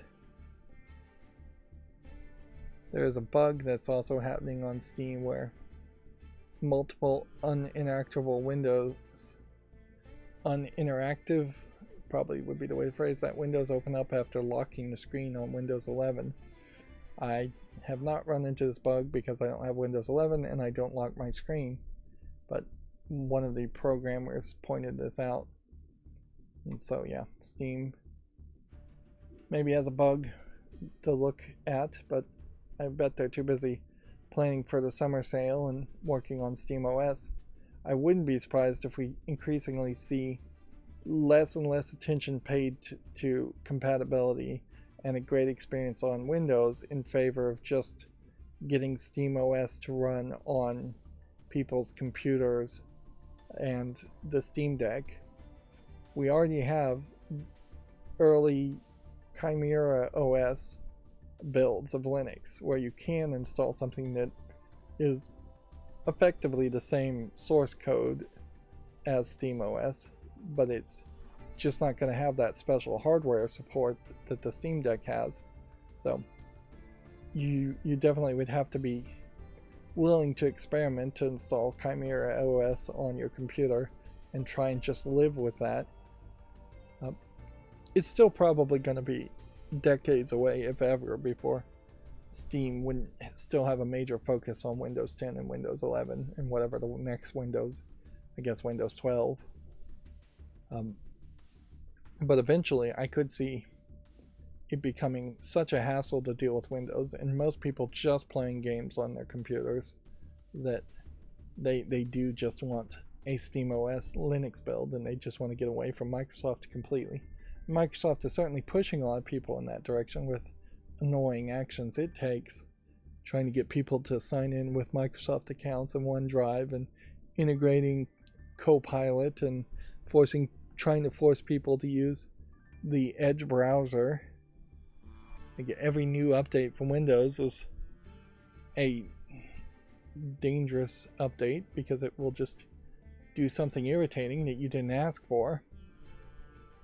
Moving on, Starbreeze has removed its CEO following Payday 3's poor performance. The studio's board decided its strategy needs a different leadership. Inherently, I assume this is the board turning on the CEO before the CEO turns on the board, or the whole board gets voted out by the shareholders. Payday 3's performance definitely seems poor. And frankly, I would say Starbreeze feels like it has been wishy-washy in its plans in the past 5 or 6 years, focusing sometimes on Payday 2 in one way and then not focusing on it in that way, then focusing in a different way. I believe they went from making Payday 2 a paid game to a free-to-play game to a paid game, at least in the announcement forms. Maybe that was Payday 3. I think inherently there is also just a problem around Payday as a concept. Most people I don't even realize that it's supposed to be like Left 4 Dead, but you're robbing banks. And they don't sell the game well from that concept. And even if you did sell it well on that concept, it's not as interesting as playing Left 4 Dead and fighting mutant zombies with different abilities and attributes. Payday 3, the Payday series, visually looks like just a very generic, like, military type shooter game without the military. Instead is bank robbing. Maybe something close to like the Call of Duty Extraction game, if that's the name of it. But yeah, particularly when you have a game that's mostly a shooter but has some kind of twist on it. That tends to make me not follow or pay attention to it as much as just your average military shooter does. Because I know Call of Duty and let's see, Call of Duty and Modern Warfare, I know that is just a military first-person shooter. Team Fortress, I know that's just a shooter. Counter-Strike, I know that's just a shooter. And those are big games that people just keep playing, in part because they know those games and know what they are. And there may be all kinds of different modes in each of those games, but on the face of it, they are sold as just shooters. I think these face masks also are probably a real problem. They're too grotesque and not iconic enough. Moving on, Video Games Chronicle says Star Wars Jedi director Stig Asmussen has formed a new studio. Giant Skull's working on a AAA single-player focused action adventure. This might be slightly older news. I still haven't got any chapters and clips to work on my macro. The programming seems to still be wrong. I'm changing just like one or two things each stream, and that's why it's taking so long. I could spend more time on it and get it working, but it's also not high enough priority. Here you have Komatsu with the exact same news. And then here we have GameDeveloper.com with the same news that they've ousted the CEO Tobias Sugrin. Sugrin is probably how that's pronounced. I don't know what Starbreeze owns other than Payday. So if Starbreeze was to just try and sell as a company, it feels like somebody like Microsoft or Sony would just swoop in and buy it up. And then that would just be it. You'd probably not see them make anything new or any major changes. You just buy the IP and then maybe make a Payday 4 in 5 to 10 years. id Software, Naughty Dog, and Activision veterans have formed a AAA studio called Empty Vessel. We're confident to create a AAA quality games with smaller focused teams. I don't know if id Software still exists. And inherently, whenever you have a list of people who worked somewhere else, it's usually one or two people at most that, I guess id Software does still exist under ZeniMax and Microsoft. Yeah.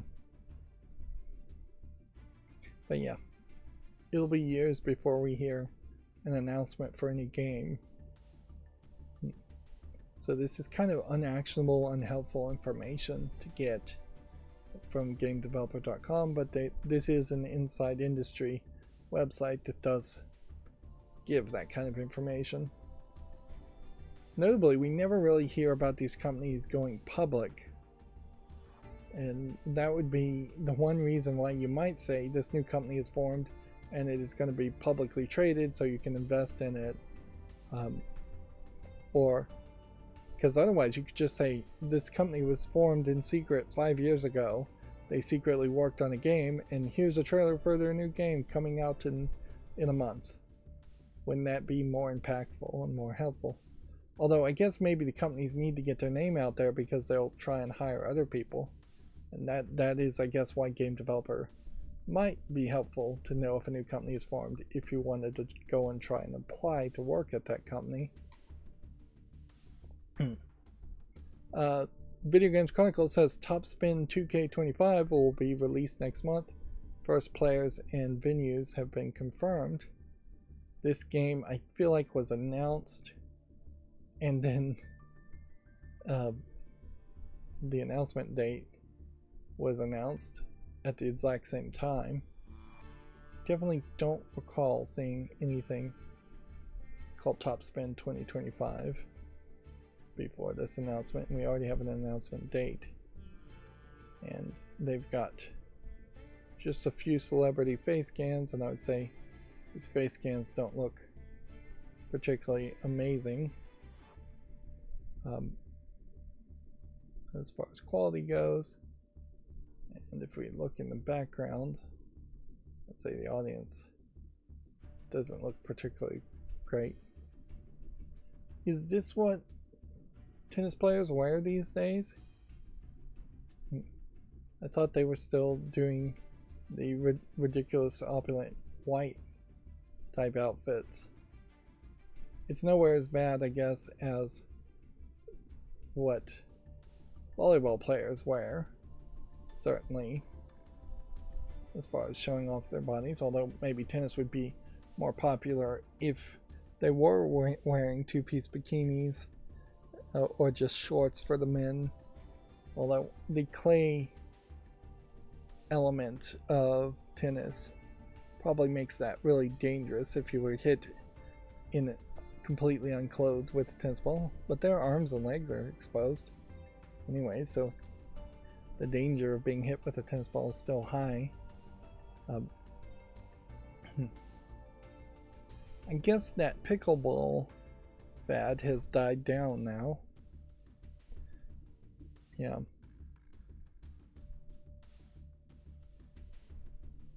But yeah. I feel like tennis in particular, of all the sports, well, this is also true for basketball and most of the sports, but tennis is a sport that's just not watched, I would suspect, as much as, say, basketball or football. So it's probably not appreciated as much as far as the level of skill for the professional players compared to an average player. And so I do think that people who would engage in tennis probably think they can play tennis just about as well as a Serena Williams. I think the other Williams sister has retired. And I guess Roger Federer is still playing too. Just threw a mug, a plastic mug that I drank all the water out of. That was that noise. Yeah. And so the fact that I'm going out on a limb here and making this thought public that I think a lot of people think they can play tennis almost as good as a professional makes a very small gap between the need for a video game and just going out and playing tennis yourself. Whereas professional football players and professional basketball players are playing at such a high level that even people who do play football or basketball for fun know that they aren't playing anywhere close to the level of the professionals. And so to have an experience similar to the professionals, I feel like those people definitely need to play NBA 2K or Madden, where yeah, I think the audience is just smaller, perhaps for the reasons I've stated for tennis games. And personally, if I was going to play a tennis game, I'm either going to go two ways, and this is true for a lot of games. I'm either going to want a Mario tennis game, which is probably what I would want, something silly with power-ups and spins, or I would want something with either really high realistic graphics, better than these face scans, or I'd want something that was really mature, that takes it in a silly direction where there's blood and violence or just straight up nudity. Yeah, the fantasy of the girl next door in the tennis skirt is something that is in the minds of many people, certainly. Yeah, and it would be kind of crazy to make a Mortal Kombat tennis type game or a Leisure Suit Larry type of tennis game where there's straight up nudity. So Mario tennis almost certainly is the right move if I was going to play a tennis game. Moving on, a puzzle adventure game called Paper Trail launches May 21st for all consoles, PC, iOS, and Android. I don't know if that really should have been big news, but I opened the tab, so we'll talk about it anyways. And then we already talked about the Pokemon Company establishing a new Pokemon Works. This is quite the display wall of what is probably less than 1% of all the toys that Pokemon has made. If I was to scan this, I would suspect that almost all of these toys and books and things are within the past few years, 2 or 3 years. None of this looks like really old Pokemon toys. But yeah, there is an almost infinite amount of Pokemon toys and licensed products that Pokemon has been able to make and have major success around, which very possibly has also led to the Pokemon Company resting on its laurels and being lazy instead of constantly trying to make better games or lean on the profits from the games in particular.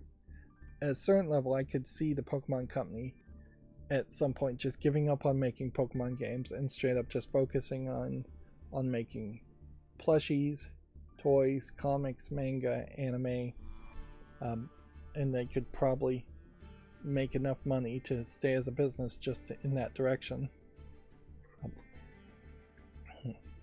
Although you probably would eventually lose your audience if you didn't make any new games at all. But most of the new Pokemon games, though, aren't adding too much to the concepts, or sometimes they're adding one major concept like Mega Evolutions. I think that's one of the things they added, but then the polish on the games are pretty bad. Let's see, SNK and Eureka have announced a collaboration to revamp a non-fighting game IP. Unfortunately, that is all we know about it. This is from Gamatsu, and I have no idea who Eureka is. Endless Ocean, Pac-Man 99. Some got Chocobo games. Yeah.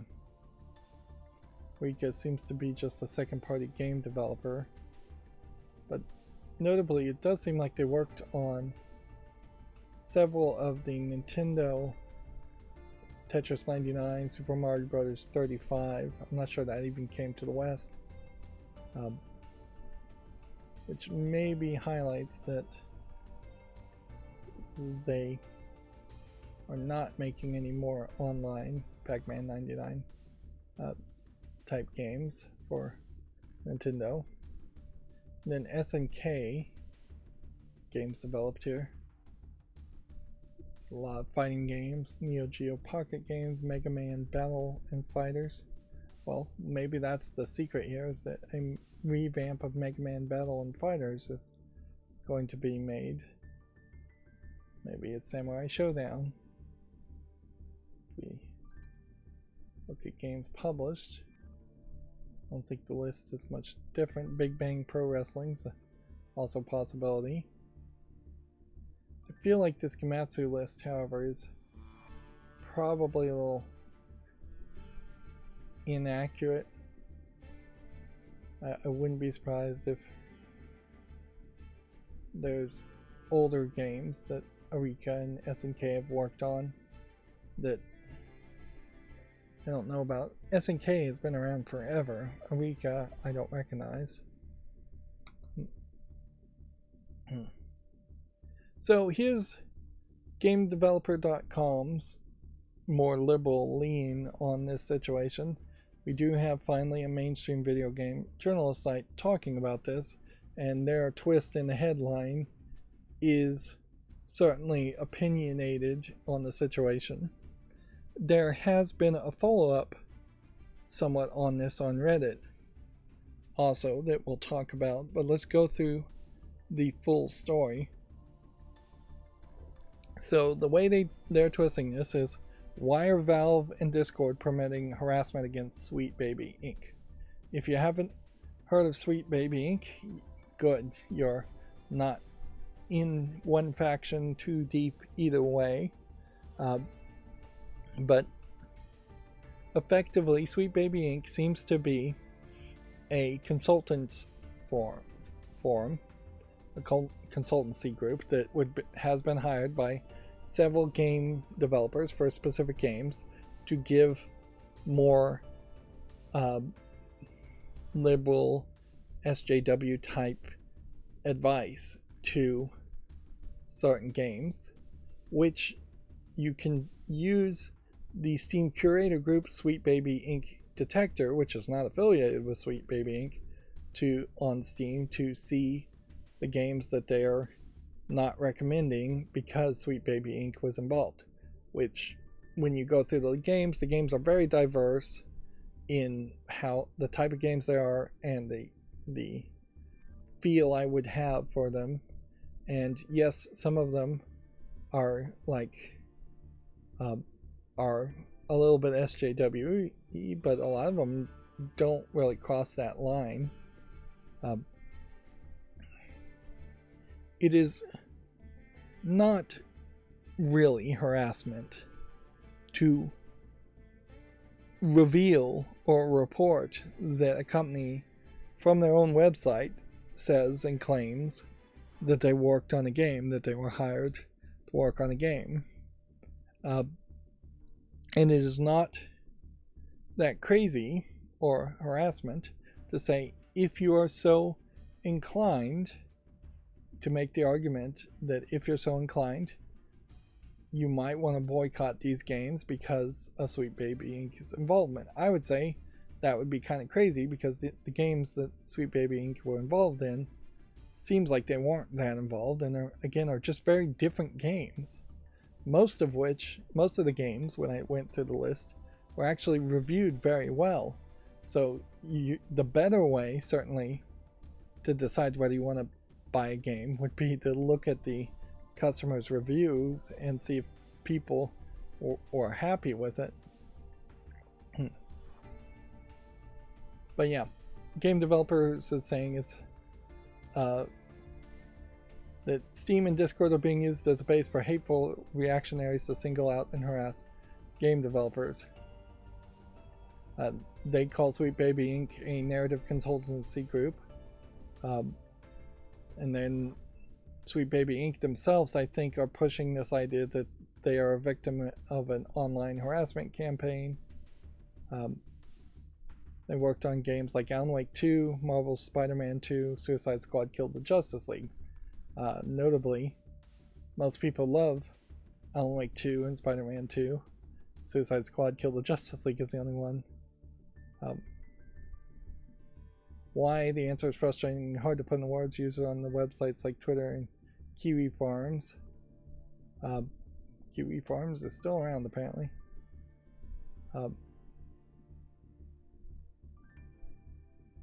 They are making the argument that Sweet Baby Inc. has an overarching influence on these games, and accusing it of injecting a political agenda into them by advocating for diversity. Now, almost certainly, they did advocate for diversity, but I think for the most part, a lot of these games ignored that. Like, every now and then you might have something.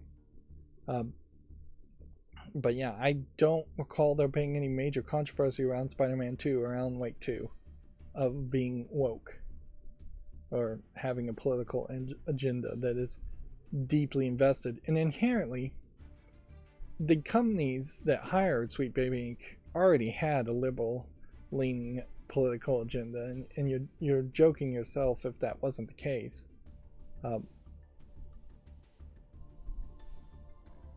yeah, I see this a lot of times. You'll have very left-leaning sites like GameDeveloper.com that will feel like they need to white knight or strawman other the companies, and then it just comes off as kind of ridiculous in that the left-leaning websites like GameDeveloper.com feel like they are just being triggered and putting out an article and talking about something and causing a Streisand effect that otherwise would have just not been covered in the first place. Of course, you could also accuse them of censorship if they didn't cover it. Now, the update on this, I would say, since there really seems like there's nothing to this story other than the outright call by GameDeveloper.com of censorship from Valve and Discord, which Valve and Discord would be wise to not fall into calls of censorship, otherwise it's going to create a slippery slope in which everybody's going to call for censorship against anybody who makes a curated group pointing out that a company, that certain games are the kind of games that certain people won't like. If anything, I would say Sweet Baby Ink Detector's curated group is a great way to look at games that you should consider yourself whether you want to play them or not. And if you really hate the fact that the Miles Morales Spider-Man, who is being put in Spider-Man 2 because of DC, not because of Sweet Baby Ink, is too woke to have a black Spider-Man character, well, that right-leaning conservative audience is being served just as well. And frankly, there's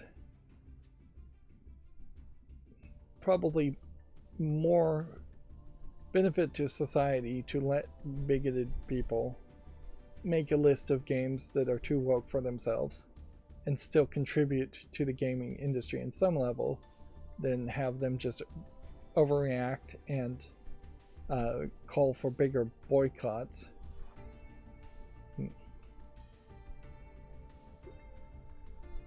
So, yeah, this is a very long article again from GameDeveloper.com compared to what they usually write, and it really highlights how GameDeveloper.com is way more pro-censorship as a decision, as an idea,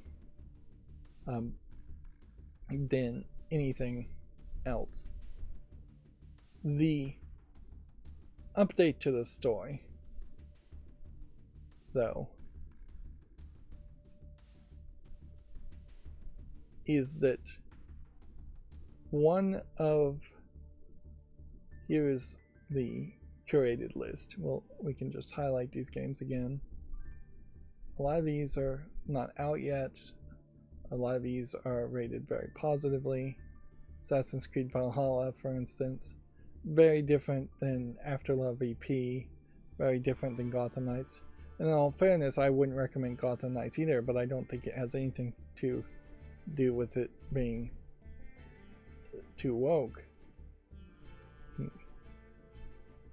But yeah, a lot of these games are on my wish list and are rated very positively. But yeah, just a wide variety of games when I say diverse games. And yeah, there's some diversity here too. You have some characters that happen to be African as the main protagonist instead of just your average white male. But yeah, if Sweet Baby Ink really had a lot of influence, Gotham Knights would have all been about Batgirl, and it would have been the black Batgirl we saw in the CW Batgirl series, or Batwoman series. And yeah, that didn't happen. But yeah, I keep trying to get to the follow-up. The follow-up on this is that there's a post on Reddit talking about one of the ladies who allegedly, and I can only say allegedly because nobody's really covering this and doing the research to make sure if any of these facts are true. But allegedly, this lady is now working with a small team within Ubisoft, I believe, and she has publicly gone out on an interview talking about a game that was made a while ago, talking about how she actively went out of her way to not hire white people. So just blatant racism directly from her mouth as far as hiring decisions go, which in most situations would be completely illegal. You definitely don't say it out loud. We've seen a similar situation relatively recently. We have gotten a lot of people don't understand that if you're against racism, you have to be against all forms of racism, and you can't just say racism doesn't include white people because they're a majority, which is a ridiculous argument that I think only intellectually dishonest people would even try to make. Certainly, you can try to hire the best person, but you should try to hire the best person. You shouldn't just hire somebody based on the color of their skin. It was never right to hire white people because they were white. It's never going to be correct to hire black people or Asian people because they're black or Asian. And inherently, for game development in particular, you want people who have a diversity of experience to add their input more than the diversity of their skin color. So a rich black guy raised in the exact same situation as a rich white man is going to have the exact same experience for the most part, and so they're not going to add a different perspective during the development of a game.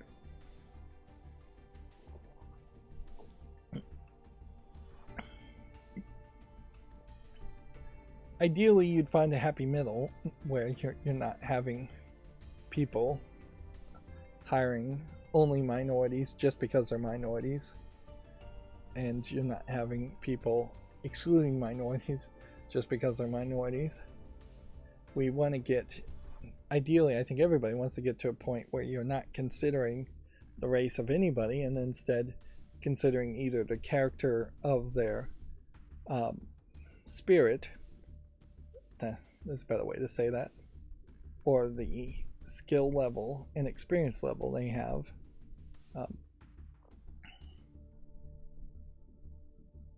Yeah. I'm glad it has so far only been GameDeveloper.com who's made an article about this, because this is really very much a non-story. And if Valve really cared, or if anybody really cared, they could report the curator. And I imagine Valve is not going to do anything here. There's just no reason to do anything about this. It's just a curator group that has 276 followers. So it is being of some value or some interest at least to a significant number of people. Like, I think I made a curator group on Steam and it probably has just me as one follower. I don't think I did anything more as far as posting reviews or rating things. This group has been around since January 29th also.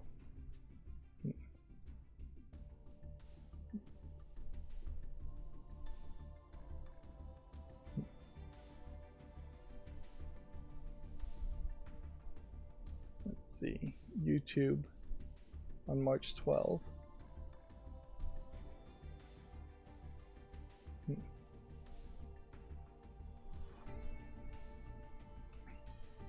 One of the things also that I think you take from this is that there are so many games on Steam too that you can be pretty picky based on any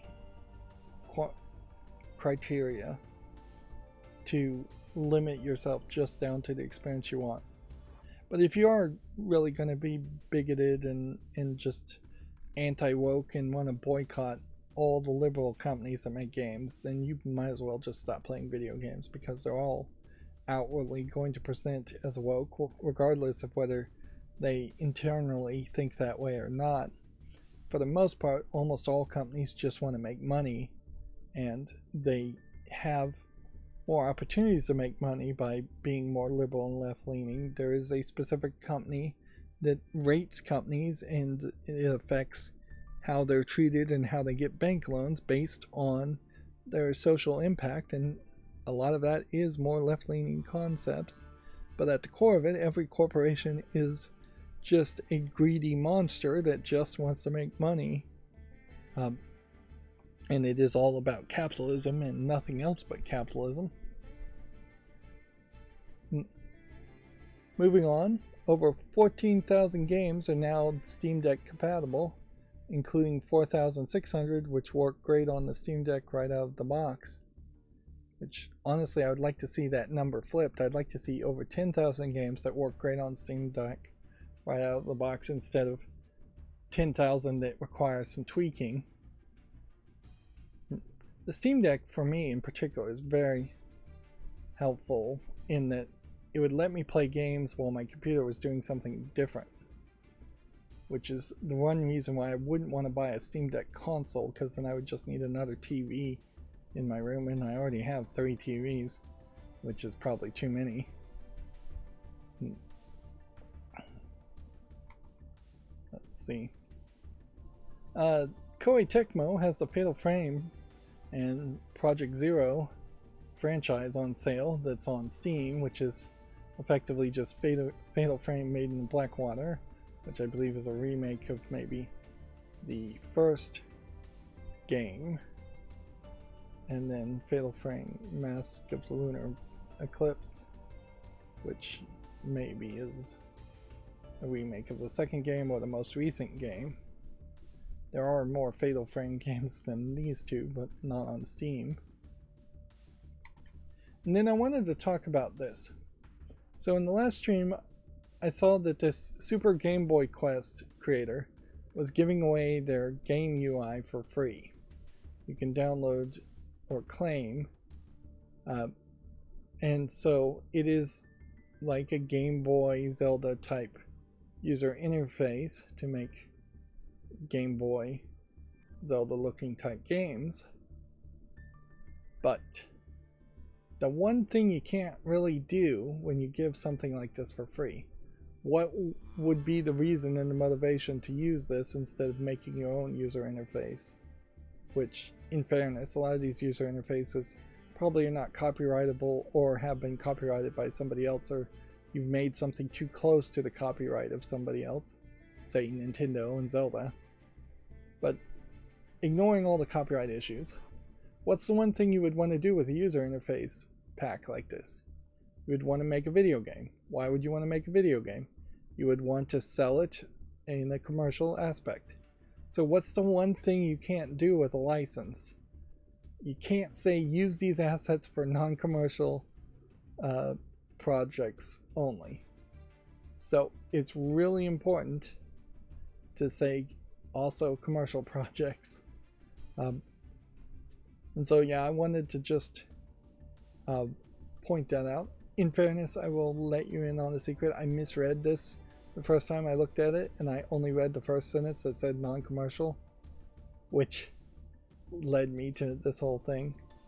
To credit somebody with a link to their pack, attribution, as it called, is not that big of a demand. To be allowed to adapt and modify the assets. What you can't do, however, is distribute and sell the assets directly, even modified, which is fair enough. You can't claim the assets are yours, which arguably, if you put a copyright on a game in general, you are claiming a lot, if not everything in the game is copyrighted by yours. But that, and then they're uniquely saying you can't use it in a crypto, NFT, or meta related project, which seems like a weird restriction. Inherently, while these user interface elements look nice, if you were trying to make a Zelda game, I just don't see a reason why you should make a Zelda game that is all just in green and white and 4 different shades of green. We still are over glorifying what were actual physical limitations of the original Game Boy, and we've become nostalgic for them. when there really is no reason to be nostalgic for him. Alright, well, I'm going to pause the recording and take a break, and then I'll be right back to continue the stream. Okay, I'm back. Sorry about that. Okay, let's move on. So, then we will now look at all the games that came out on the last stream on Monday and see which of these might deserve to be put on the follow list and which of these might deserve to have a YouTube short made on them, made from them, for them. Got a couple of Chinese games, and it looks like I may have reset my computer, so none of these tabs are loaded up. Yeah, so another Western, pretty poorly animated visual novel. The animation style here is, and the anatomical elements here are really off. Even if that was supposed to be an art style, then explain why this looks so good for that one picture. Road of Heroes doesn't look like anything. Ashes from Ashes Bloom.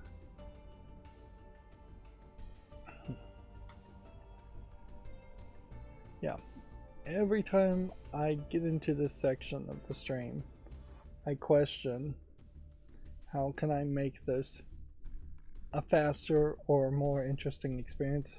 One or the other or both. Just don't ever really know. Give that one a chance. Which probably means I'm on the wrong side of the tabs. Yeah, because that's going to bring me back there. I need to swap over to the other side.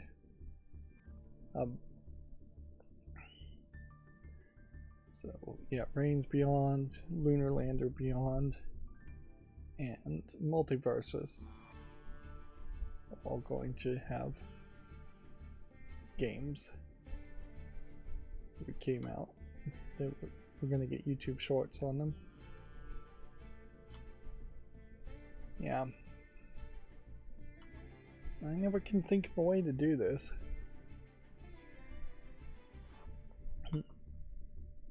I suppose theoretically if I had some kind of co-pilot, they would be going through these games and saying, hey, check this game out. But that still probably wouldn't change things too much. It might let me stretch out. I feel like I've seen this character in other visual novels. It's probably been done before.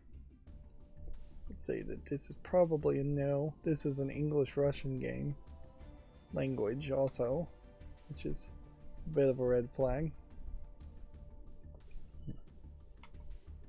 Inherently, before Total Biscuit died, his podcast was doing a similar thing to what I'm doing, which is at some point he was looking at a significant number of the games that were coming out on Steam, and then eventually they just lost interest and started talking only about 2 or 3 games that came out in a week on Steam.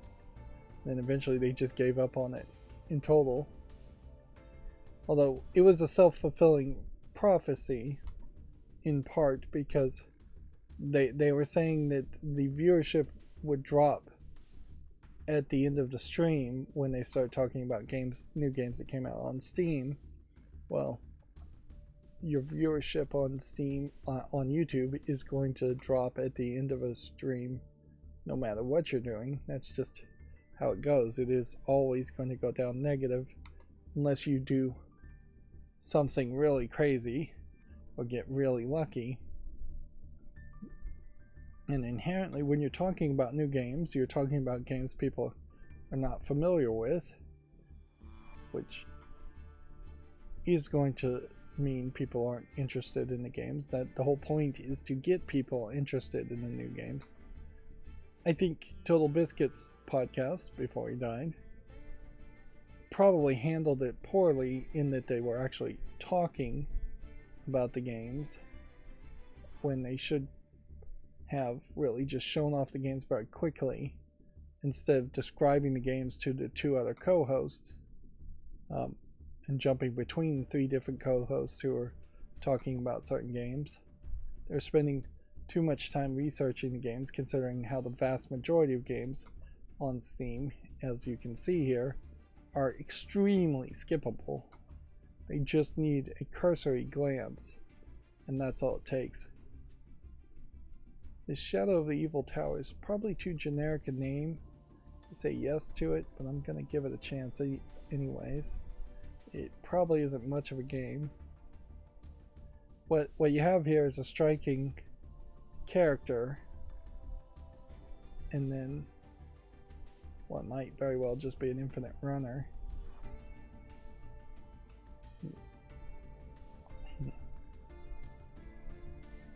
Yeah, now that I've scrolled down and looked more, it looks like it would be more frustrating of an infinite runner than I'd actually want to play myself, so I'm actually going to take it off the fault list, but I will make a YouTube short on it. I also have no idea what it makes a successful YouTube short. It does seem like it is very much a case where you have to just throw everything in the kitchen sink out and see what catches people's attention. I did watch a YouTube video where somebody was using Microsoft Copilot to make AI generated image. You can't make thumbnails though for YouTube shorts. They have added a way in which you can merge a YouTube short with another bit of footage, whether it's widescreen or portrait or landscape, to do a collab basically. But pretty obviously that is yet another feature that points to YouTube expecting people to use shorts like people on TikTok and Instagram use shorts. There isn't a direct connection there to the way I make YouTube shorts, which is very different.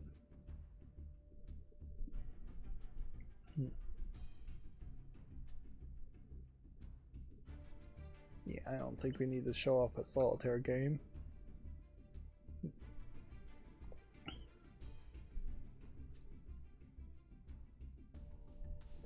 There is also, with YouTube Shorts, this nightmare scenario where there is zero encouragement to make less content that is better content.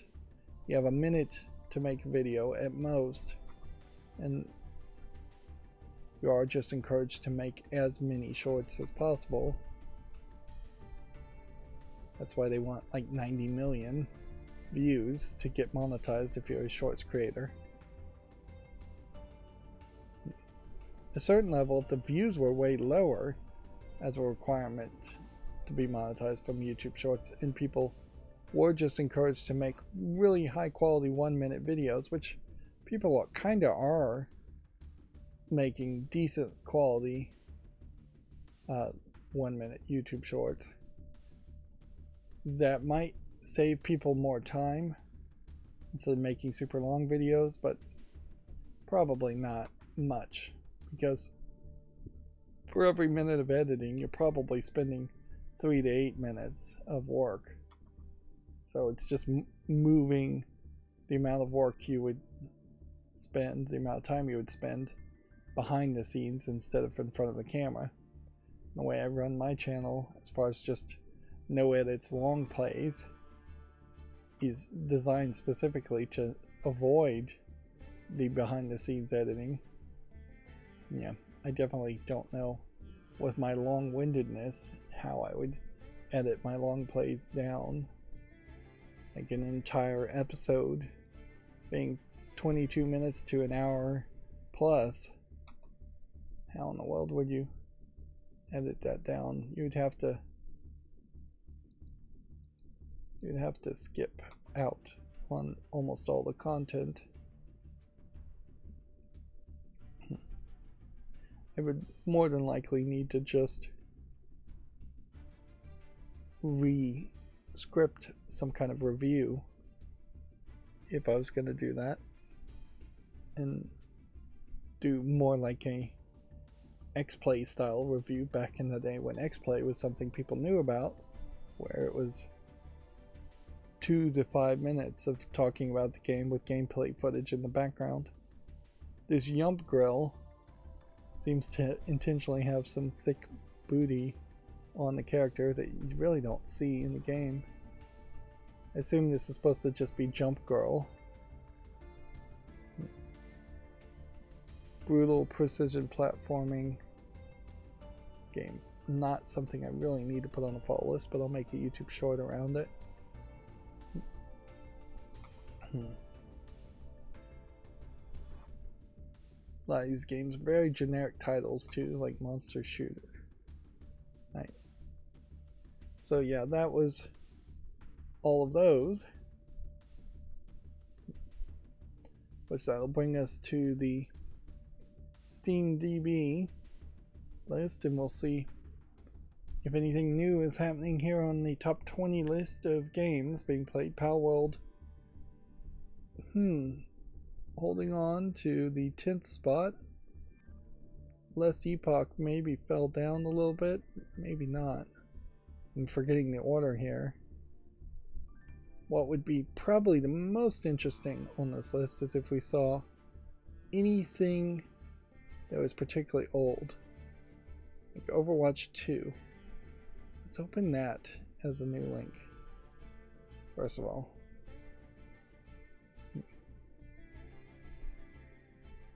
And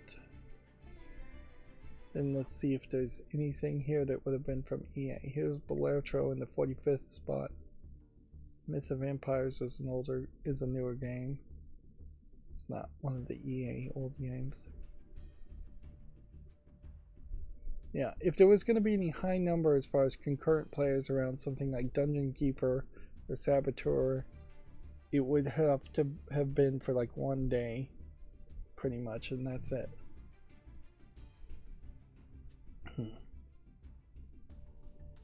I also question playing Hand of Fate 2 if something like Slay the Spire isn't just a better twist on that type of game, because it speeds up the whole process and integrates the fighting process better than the way Hand of Fate 2 handles it. No, I'm not seeing anything in the top 100, unfortunately, from EA, which in all fairness it probably doesn't deserve to do that. So looking at my chart, there was a day in which data points were missed. So I need to clean up the chart so they'll connect. Otherwise we have Palworld falling down from this point quite a bit. GTA, I believe, going up. Tom Clancy's Rainbow Six Siege, kind of high. Last Epoch falling down also. Monster Hunter World, Call of Duty, Elden Ring. Helldivers 2 falling down also. Naraka Blade Point staying about the same. Apex Legends staying about the same. What we're really noticing is that very rarely do you see a game cross a certain barrier up into the 400,000 concurrent players. And some games may on launch cross that barrier if they're extremely lucky, but then they're going to start falling downward and downward. But that may very well be the strategy for a lot of these games too, is to have a very strong start and then try to slow the decline as long as possible, because in particular if you are like Apex Legends here, Apex Legends in November was doing pretty good, lost a bunch of people's attention, then spiked probably because of an update, and is now maintaining a pretty high level, where you have other games here that are kind of consistently staying around, with Counter-Strike 2 in particular being way off the top of the chart. We're not yet to the Steam sale. Last Epoch. Can we get a review here? Pop up? Nope. Okay. I think Last Epoch is still being received pretty well. I'm not sure I really knew you could play RuneScape on Steam. Through Steam.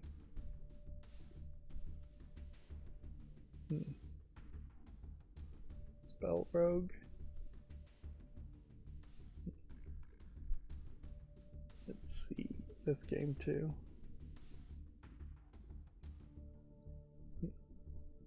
So I suspect still that if you see a game like Starfield here, which I wouldn't really recommend buying, in fact, I really need to question why that's even on my wish list at this point.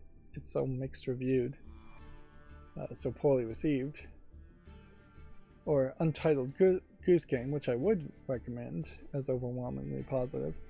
If you see these on sale for like 50 cents, 50% off, or on sale at all the day before Steam Summer Sale, my suspicion is then these games won't be on the summer sale. And increasingly it does seem like games that are on the summer sale are smaller games. So like Resident Evil 4, Metro, Dying Light, all of these are probably games you should buy now or wait till later to buy after the summer sale.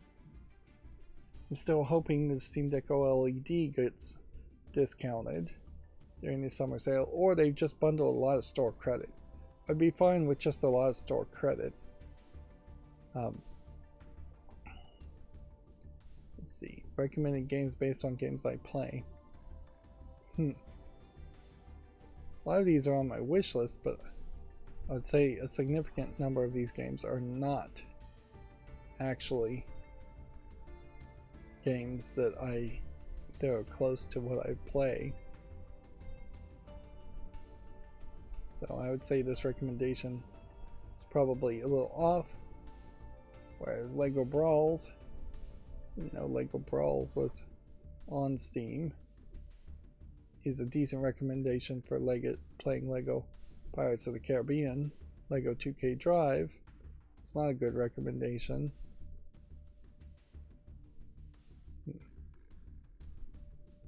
Jamie's Toy Box, I suspect, isn't a kid's game.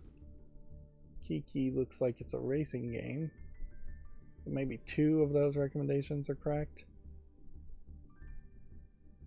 Recently updated games based on what have just been updated. Could be useful information. Shadow Hand.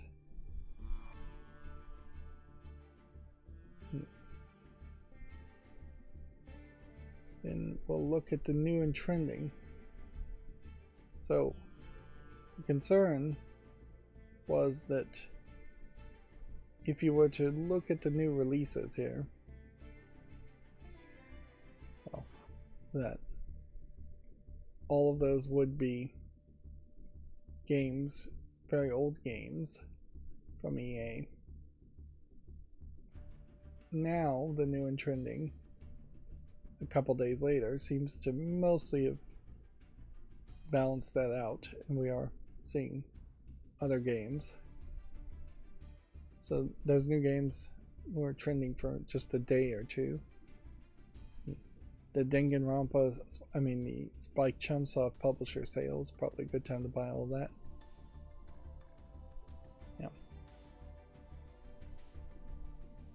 And it may have been this game, Backpack Battles, that came out on the same time EA released games. But I've seen this game be promoted, so it really didn't get buried that much.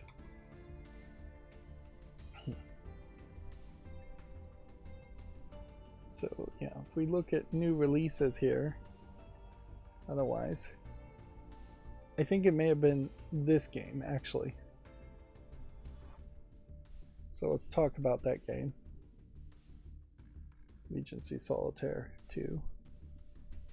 So these would have been new releases, and I think it was this game where somebody came out on Twitter and was playing a little bit of the victim, although not really too much, saying that she released the game the exact same day that all the Command and Conquer extra games that weren't already on Steam were released in Dungeon Keeper 1 and 2, alongside several more games from EA.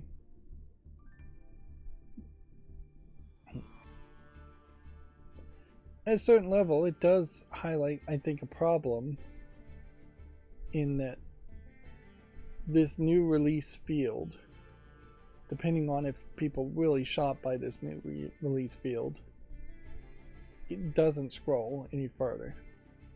There isn't a show more button. You can browse all under $10.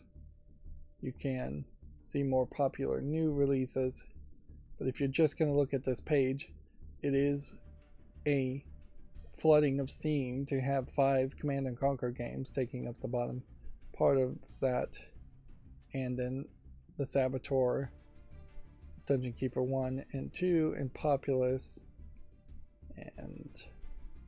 the Beginning, SimCity, all from EA in the under $5 section. All right. Lego Brawl is on my fall list. I guess the question is, would I really want to own this game? Well, here's the problem with it. I think online PvP has had a 24-hour peak of 8 and an all-time peak of 85. So that's just not relevant enough on PC for what looks like a Smash Brothers clone. This is a great example of the non-TT game Lego games that Lego has experimented with but pretty much failed with. Brick Tales, on the other hand, is an example of a non-TT Lego game that actually did succeed. Notably, this is more of a Lego game, where Lego Brawls is just minifigures fighting each other. Clash of Artifacts of Chaos looks interesting. It's a single player game. It's rated very positively. Came out March 9th. So that's just another example of a game that I overlooked. Yeah, I spend all this energy trying to look at every single game and I still miss games. It's annoying, to say the least. If you do get to this point, then yes, you will see Command and Conquer and overwhelming Potions: A Curious Tale, but also it's overwhelming a difficult game about climbing, or Snufflekin, Melody of Moomin Valley. Yeah. But yeah, I would lean towards saying EA shouldn't be allowed to put more than one game out per week. Or maybe you have some limitations saying if you're going to put out more games, then you get one per weekday, work day, Monday through Friday, and then you can put out as many as you want on the weekends when people are probably going to spend less time looking, or more on like Mondays when people, whatever would be your least popular day, to try and balance things out a little bit. Regency Solitaire 2. Guess I'd be willing to play this game, so I'll go ahead and put that on the wish list. Potions: A Curious Tale. I did see, I put it on the following list. It looks alright, but it doesn't look amazingly great. And it definitely has a decent audience for just a few days being released. So, yeah. Maybe this is a case where, because this developer lightheartedly complained about EA's flooding of Steam, it got her enough attention, but not too much attention, or got the game developer, I assume it's a her, enough attention, but not too much of attention to cause a backlash.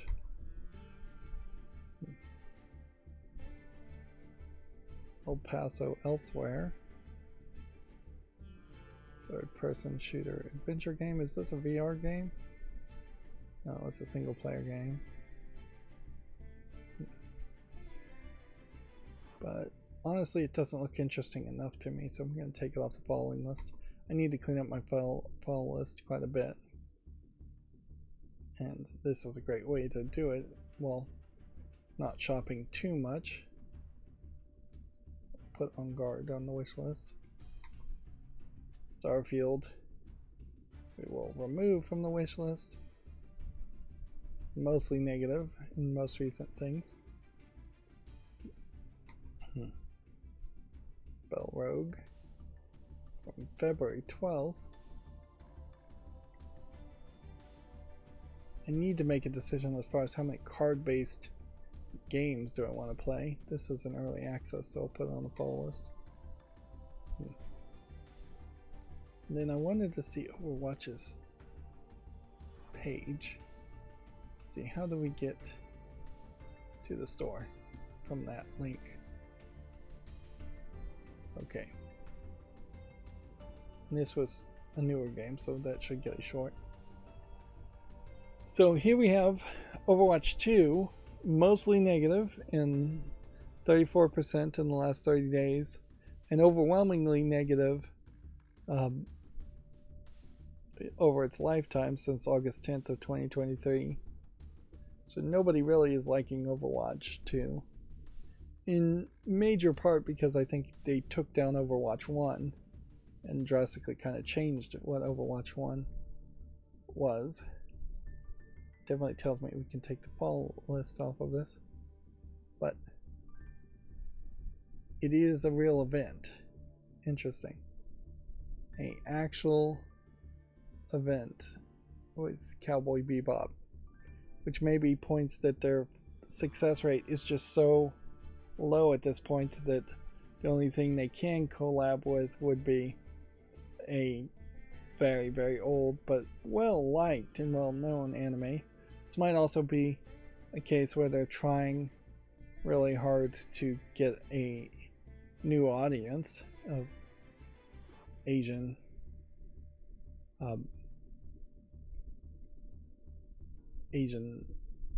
players or anime fans. Here in this you can see Ein Wrecking Ball. Who is Ein? Ein Wrecking Ball would be the dog. This is Ed Sombra, I guess. Spike Cassidy, Faye Ash, and Jet.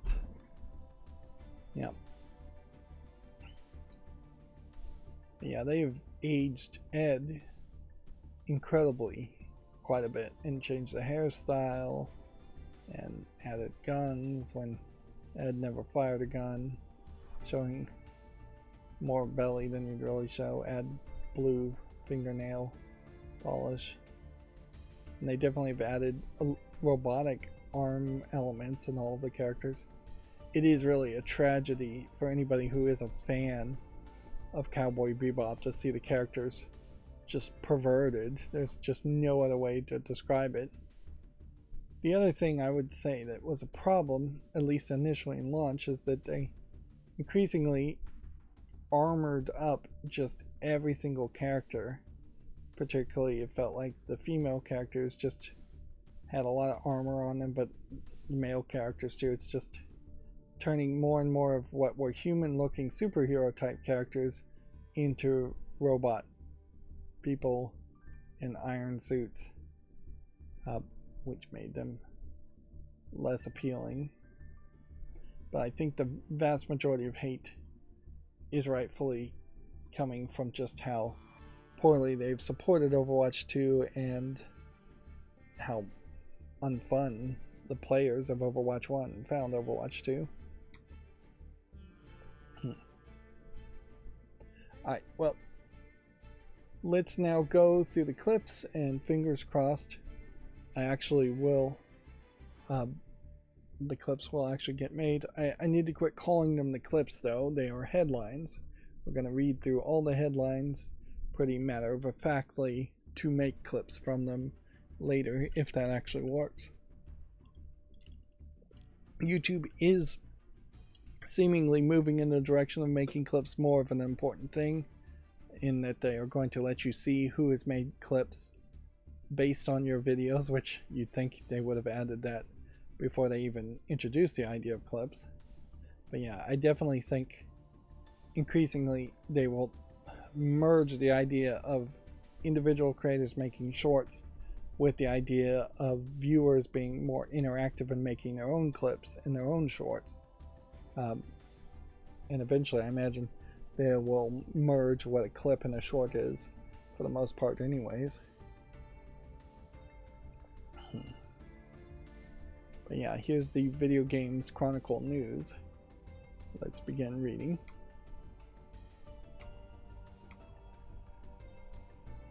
Final Fantasy VII Rebirth Queen's Blood expansions are a possibility, says the director. Queen's Blood was one of the game's main side quests. So is this new content? It's like a card game inside of Final Fantasy 17. I mean, Final Fantasy 7. Yep. I wonder if that really is the role of card games, is to have just a game like Gwent in something like Witcher 3, and then if it happens to become really popular, spin it off as its own thing. Seems like a lot of extra work, though, for a mini game. But it is more interesting than, say, lockpicking in Skyrim, which nobody would play a lockpicking Skyrim spin-off game. Moving on. Saber Interactive has removed references to Embracer from its site, suggesting it's been sold. The latest PS5 system update adds DualShock improvements and lets you dim the console lights. Wow. It was a few updates ago, I recall, I might be wrong about this, that they updated the ability to dim or change the lights on the controller. You would think that if the lights on the console itself were dimmable or changeable, you would have put the update out at the same time instead of keeping them separate. I almost wonder if this is just busy work that they're having their firmware people work on, or it's just really low priority things that they're getting done when they have free time.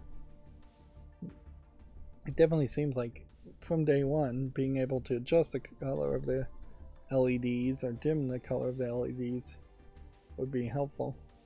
I did find out that on Amazon they have light blocking and light dimming stickers if you have annoying LEDs that light up or stay lit at all times.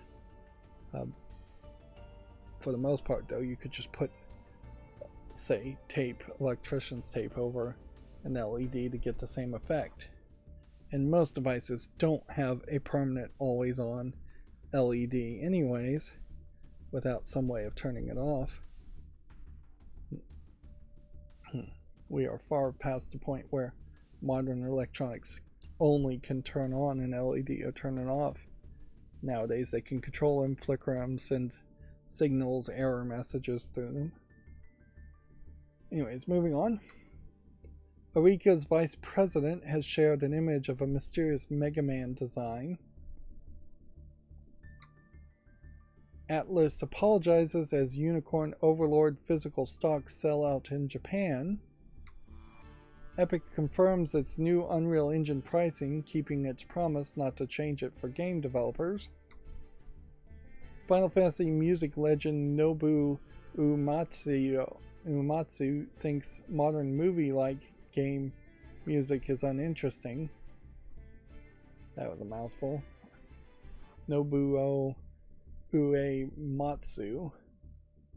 This is, I guess, a follow-up from an interview or a comment we saw from him before. I kind of agree with him. Particularly, it makes a lot of sense that he would say that, since he's not going to make movie-like game music. Movie-like, I think, probably means in this case that you are just using pop music as the backing track for scenes in movies,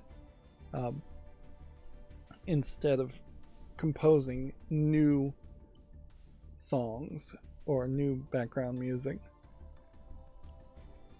And certainly in video games, it just doesn't work to have a lot of pop music in your game, unless you're just doing a GTA radio type thing and playing pop music that way while you're driving a car. You can get away with that. But yeah, Final Fantasy music in particular would not, it really wouldn't make a lot of sense in a Final Fantasy game if you, let's see if I can make a reference here, got to Sephiroth and the final boss fight with Sephiroth in one of the Final Fantasy things, and then you had that pop song from that girl that goes, "I'm a bad guy," and does a bunch of trance music and a lot of beats and thumping there. Yeah, I wouldn't possibly know the name of that girl, and she's probably not even that popular these days. And it's not any better if you were to pick songs that were older pop songs too. Like, I want to hear David Bowie's Under Pressure playing in the middle of a big fight in a video game or Final Fantasy. Even though I think Under Pressure is probably a really good song, it just is the kind of songs, music like that, should stand alone and be listened to alone. Arguably, entire soundtracks should be listened to in a row. Of course, people don't do that these days. Notably in Japan, because of the copyrights, that stuff would just never really fly. And even if it did fly, you would get more than likely weird Japanese pop songs that would probably come from like K-pop or J-pop bands, probably J-pop bands in the games, which wouldn't make a lot of sense to any foreigners. Or you get weird old Japanese music that is almost downright racist in its sound, in that it's ancient Japanese songs from 200 years ago that is in the public domain.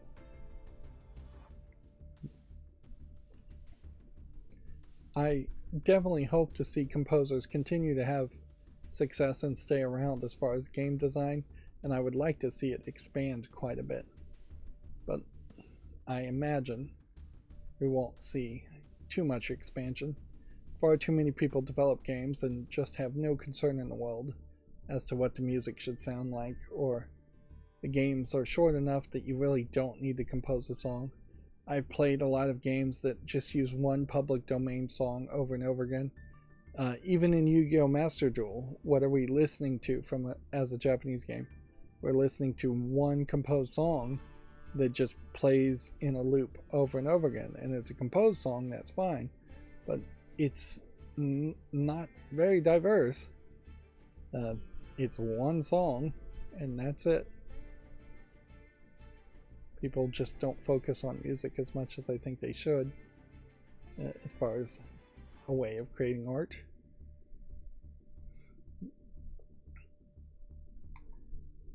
Music in general, I think, may be more of a passive activity, listening to music and video games are more interactive, and so that might be part of the contrast there.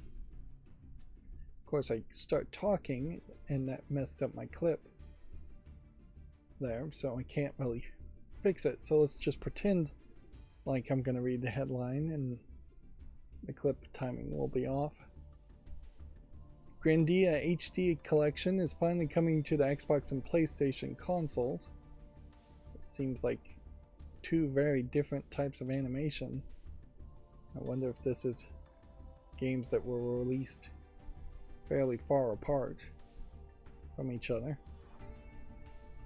And this is a great example just showing where anime and anime style has evolved, where a game would have this kind of animation in the early 2000s, and by the late 2000s it very much might have this kind of animation. Moving on. Rise of the Ronin story trailer introduces the key factions vying for power. Former id Software devs announced a new AAA studio called Empty Vessel. F1 Manager 2024 will let players create their own team this summer. System Shock's remake is coming to consoles in May. Payday 2 now has almost 85 times as many average players as Payday 3. Boy, does that highlight the failure of Payday 3. The game has attracted as few as 130 players during some days. So it's not really the problem with the concept of Payday if people are still playing Payday 2 quite a bit. It's a problem with Payday 3 in particular. I would almost argue what Payday 3 probably should have done is change the masks and maybe even moved towards a more modern, futuristic environment for bank robbing. Like more auto turrets and lasers and silly things like that.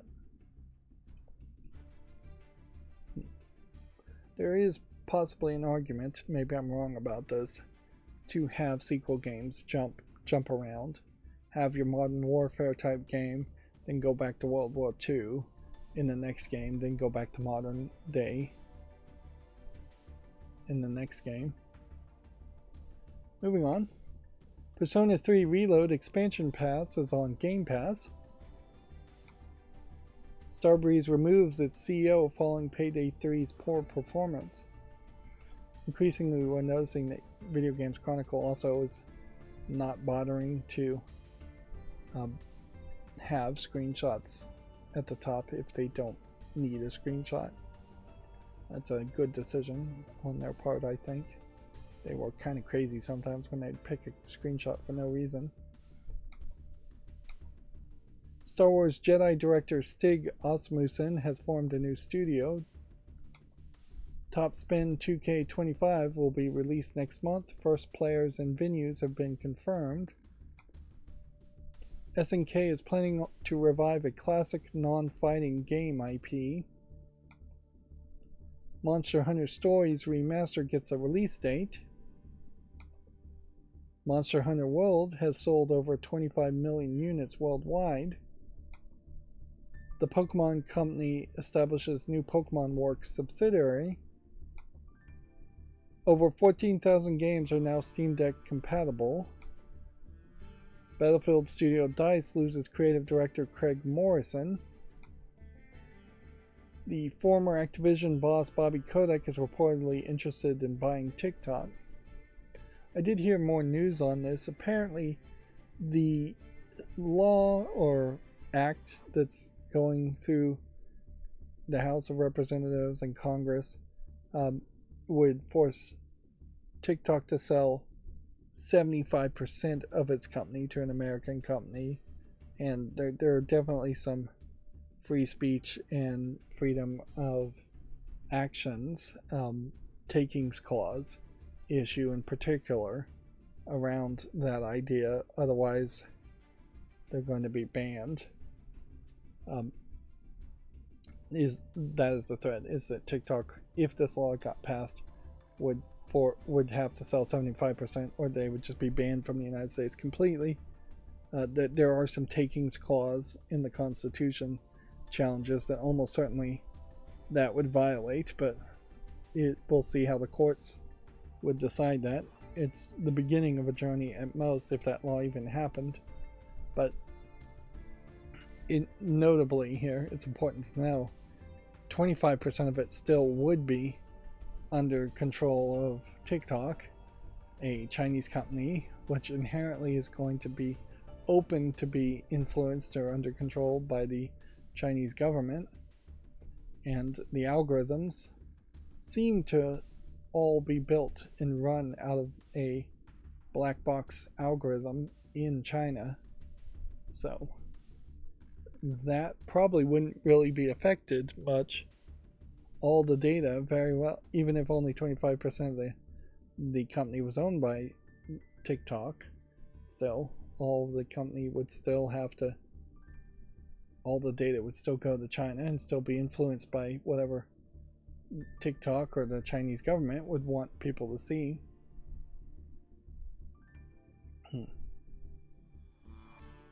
Moving on. Today's Forza Motorsport update overhauls its divisive car progression system. NBA 2K24 is joining Xbox Game Pass today. Final Fantasy XVI producer says PC players can expect a pre-release demo within a year. Multiversus returns in May, running on the Unreal Engine 5. Let's see, now normally this would bring us to the Gematsu articles.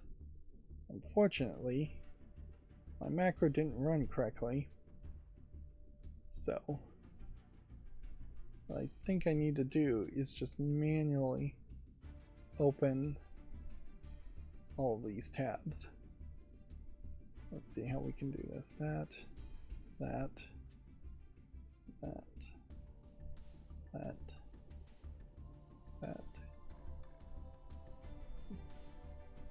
Open everything from 2 or 3 days ago. If we go back too far, it's not really a big deal.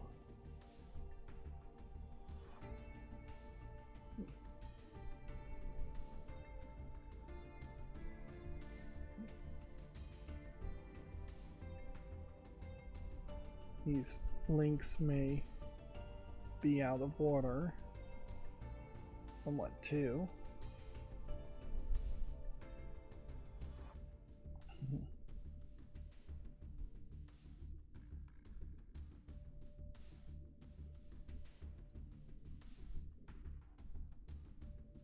Let's not go any further than that though. Lunar Lander Beyond, I think, is one we already have talked about, but we were on the second page to start with, so we still need to open everything on the first page.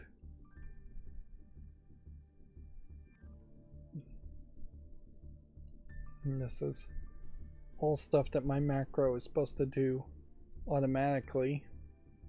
You can pretty well tell that it is a lot of extra work, a lot of extra time to manually click on everything.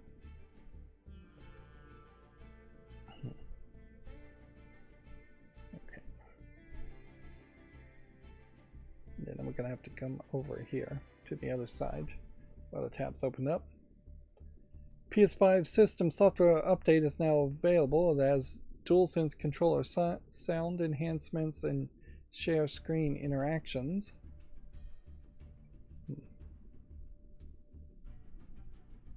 Seems like the brightness is dim, medium, and bright, not any percentage slider. You'd think you'd just make it a percentage slider if it could be a percentage slider. It's an LED, so it's almost certainly pulse width modulated, which means you should be able to slide it down by large amounts of range without any problems. Eerie Band Shadow Legacy for PC launches April 10th. Let's see if we have that on the follow list already. Nope. What does this game look like? Some kind of stealth game. Might be something. One Piece Pirate Warriors 4 DLC character Roger has been announced. Deceit 2 is going free to play, coming to the PS5 and Xbox Series on April 3rd. Apparently this is a multiplayer social deduction horror game, but honestly it kind of looks like a low effort adult visual novel from the terrible, probably asset flipped 3D models. V Rising launches May 8th for PC and then later in 2024 for PS5.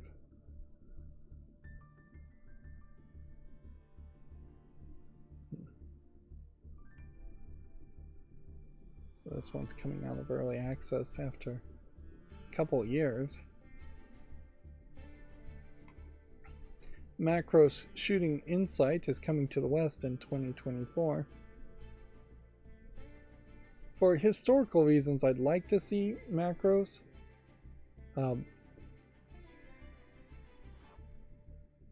catch people's attention in the West once again, but really it's just a product of many decades ago and a type of anime that's just not even thought of as anime.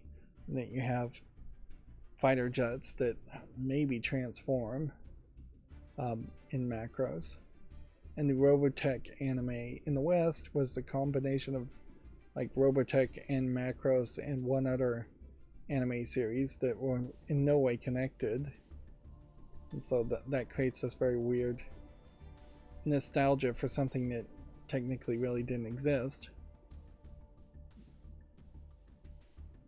Certainly when you're looking at Macros here, this isn't probably what you're thinking of as far as what Macros would have been in the old days. No bright, colorful anime girls.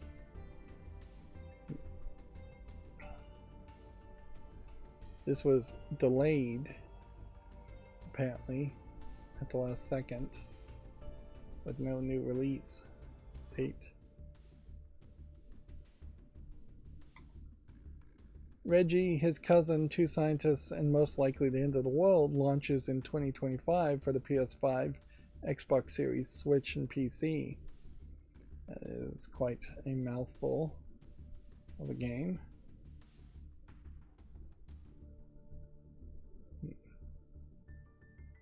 That definitely looks different. Sea of Stars 3-player local co-op mode has been announced. A puzzle adventure game, Paper Trail, launches May 21st for all consoles, PC, iOS, and Android.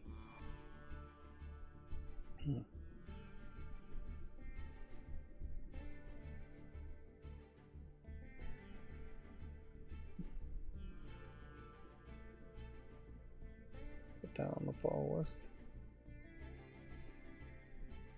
Feels like my headline rewriter editor should have put a comma here, but apparently something's wrong with that. It's not worth my time trying to fix it though. Prince of Persia: The Lost Crown post-launch content roadmap has been announced. Summer Games Fest 2024 showcase is set for June 7th. Venture to the Vile launches May 7th for PC and in late 2024 for the PS5 and PS4.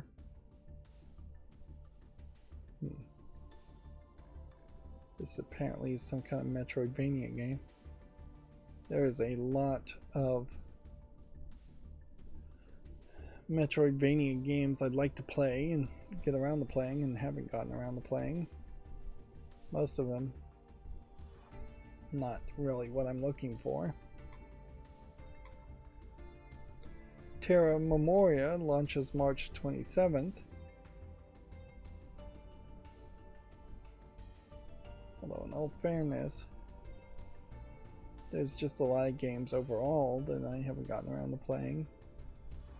And that is my great shame, certainly. It's just not playing enough games fast enough.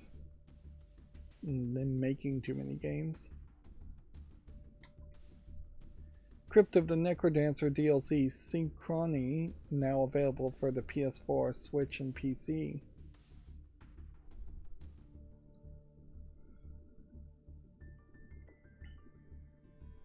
I wonder, yeah, at some point, if they ever figure out a way to do it, they are going to start selling people time. Or tricking people into selling their time. And at some point we'll start playing video games in our sleep or extend our lifespans just to enjoy more creation.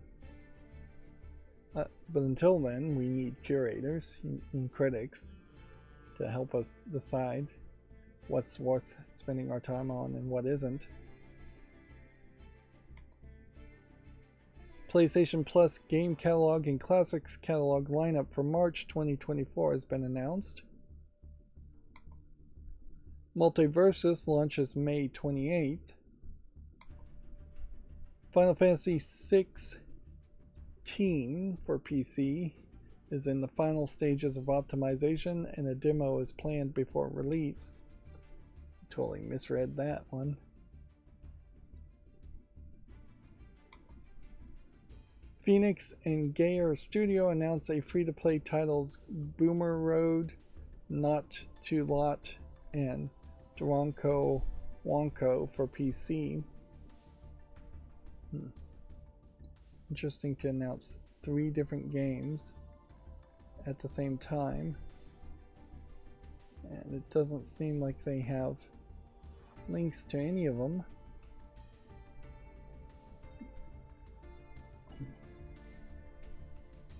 You have very different looking games here also.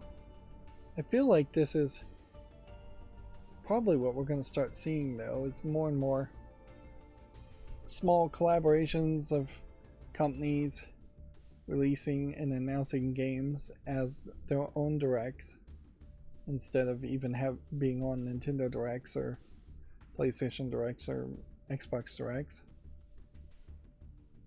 Moving on. Street Fighter 6 DLC character Akuma launches this spring. Exoprimal X Mega Man collaboration announced. Title Update 4 launches April 7th. Monster Hunter Stories Remaster launches June 14th.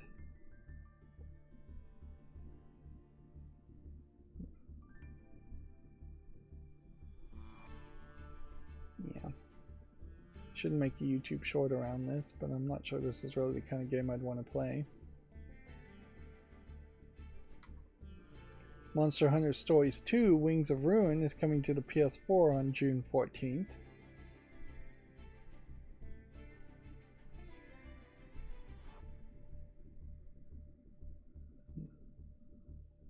This game is from 2021.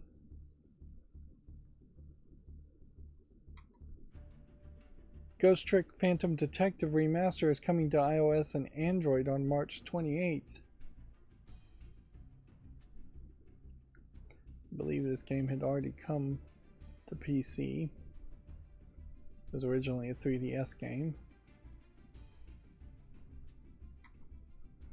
SNK and Eureka announced a collaboration to revamp a non-fighting game IP. Sophia the Traveler launches April 11th for Switch and PC.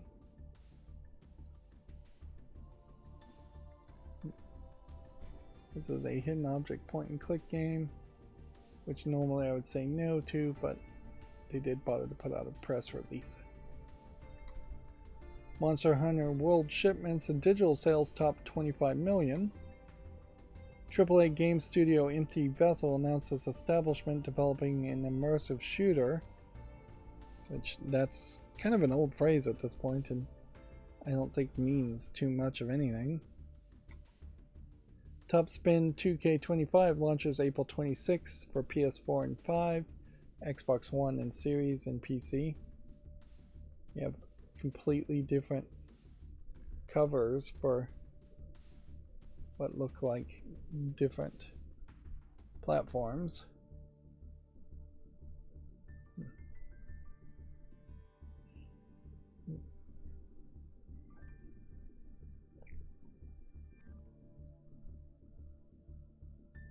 I do want a good tennis game on Steam. I want to find a good tennis game on Steam. But I just don't know if top spin at a premium $60 or really closer to $120 is the game really to pick. Street Fighter 6 X Monster Hunter 20th Anniversary collaboration announced. Grandia HD Collection is coming to the PS4 and Xbox One on March 26. Super Sammy Roll 2 announced for PC.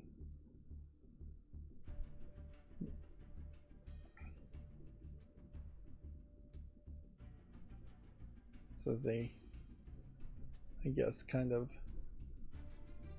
platformer slash monkey ball type game, it looks like.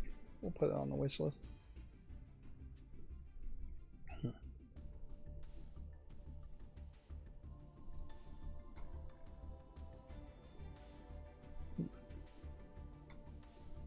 The Last Case of Benedict Fox Definitive Edition launches March 26. Every time I hear the title of this game, I think it's some kind of Sherlock Holmes type story, but I don't think it really is. Star Wars Jedi series and God of War 3 director Stig Asmussen establishes a new studio called Giant Skull. Rise of the Ronin story vignette trailer. Puyo Puyo Puzzle Pop announced for Apple Arcade. Children of the Sun launches April 9th. I do recall this one. Not sure this game is really going to be received well. I'll be interested in seeing what happens here. It's a third-person puzzle shooter. F1 Manager 2024 is announced for the PS4 and 5, Xbox One and Series, and PC. I'm also noticing that we seem to be having more collabs now, collabs being more uniquely based on Japanese games and Eastern games than Western games. I wonder if we've hit a season of collabs, or if maybe that is to make up for the fact that just fewer games are getting announced and released, because it definitely also feels like fewer games are getting announced and released. I kind of don't want the rest of 2024 to be a slow, dull year, but it wouldn't really hurt me if it was. We would really have to go 4 to 5 years straight of just no good games before people would even start to think about playing less video games. A detective noir adventure game, Nobody Wants to Die, has been announced for PS5, Xbox Series, and PC. The noir genre is something that I don't think too many people really understand or get to see enough of. It is very possibly that noir at this point is really just a parody of itself from what it would have been originally.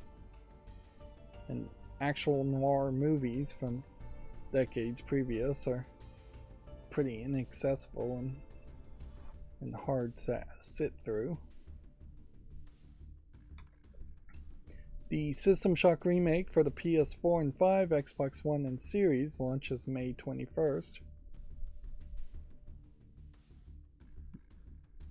Always confused as far as whether the System Shock reboot or remake has come out and whether it was a reboot or remake.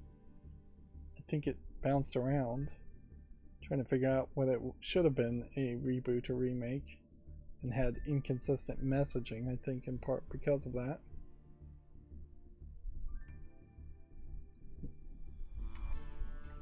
Resident Evil 4 Remake sales top 7 million.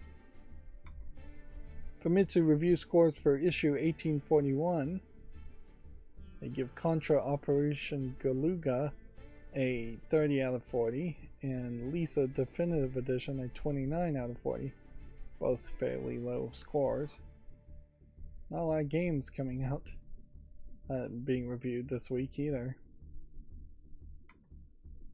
Witchspring R for PlayStation 5 and Switch launches in the second half of 2024. This one overwhelmingly positive on Steam. And there is a justification for making a YouTube short on a game that's pretty old if it's coming to new consoles.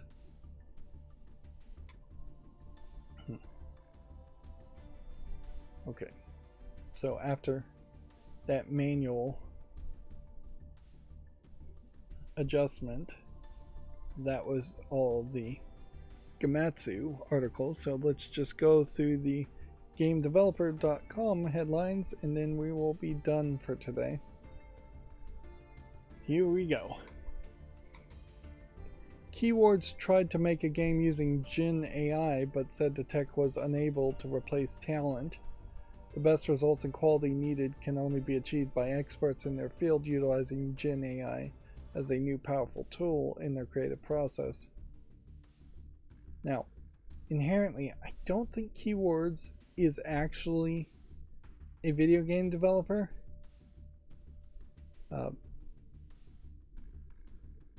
Let's see, they worked on Alan Wake 2 and Baldur's Gate 3 and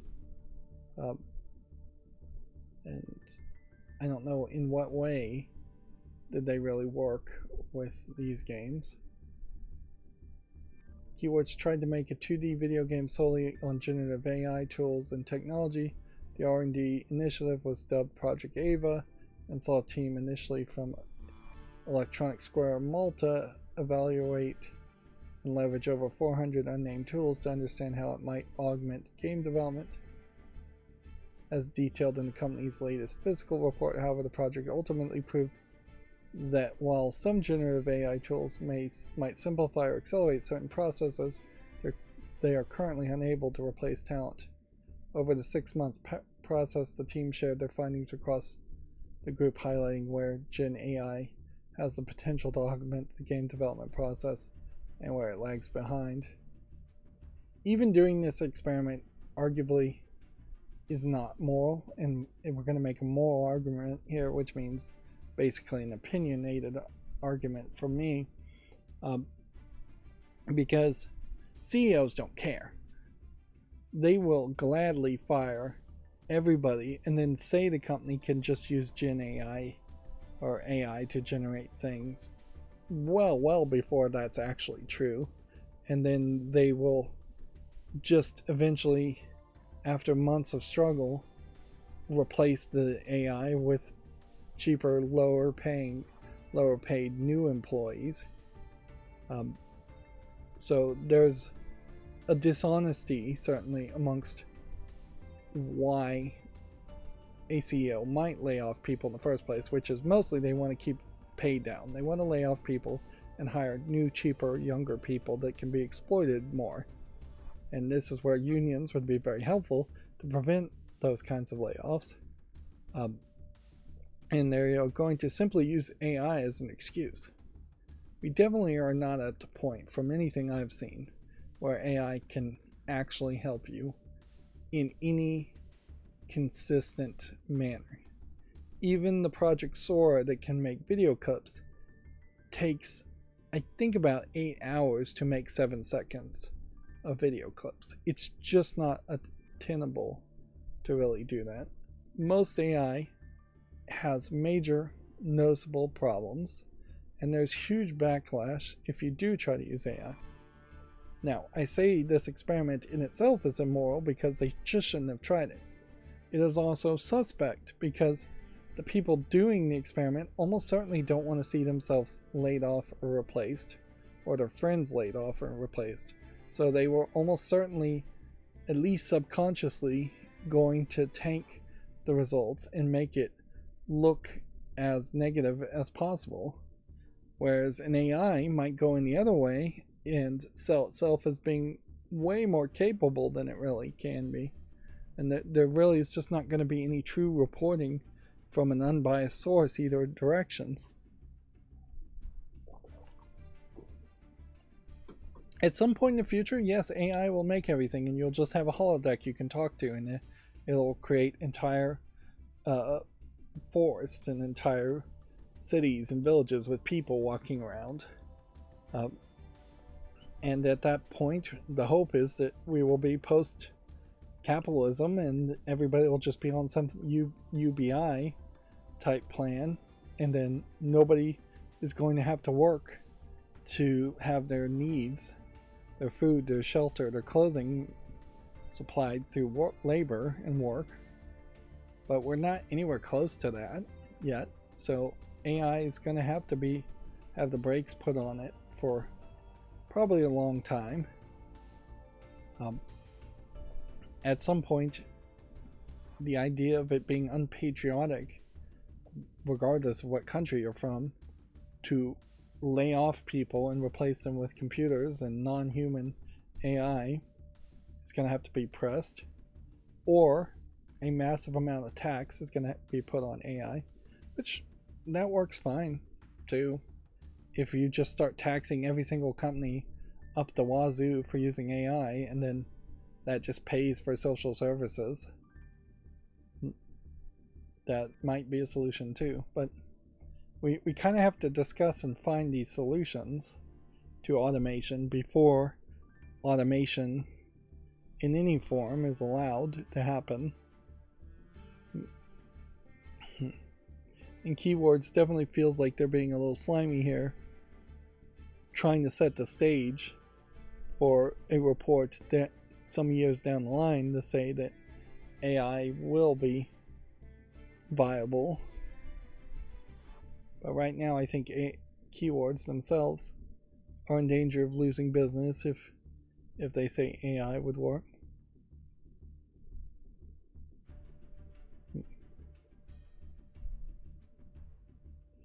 It's also noted that Keywords is pushing ahead with other Gen AI R&D projects to ensure it can provide current insights in an ever-evolving part of the market. So even after this experiment, they're not giving up.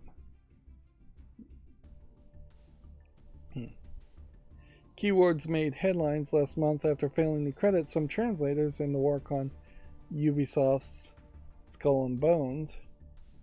The company has since told game developer it will amend those credits in a future update. So they seem like they're mostly a translation or a second-party developer of some sort.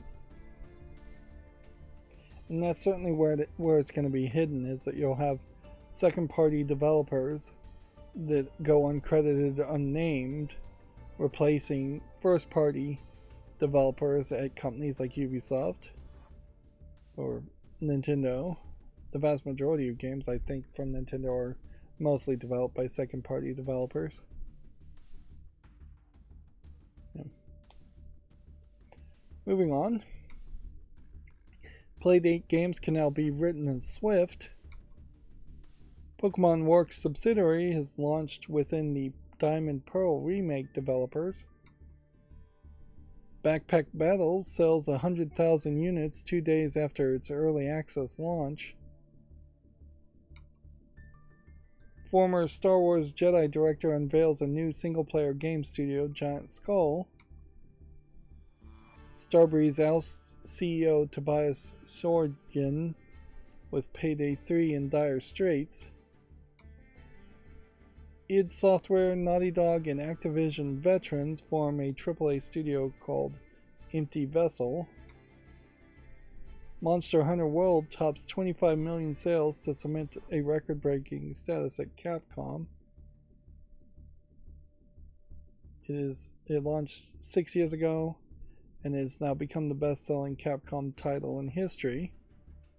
Possibly one of the best-selling games in the world overall.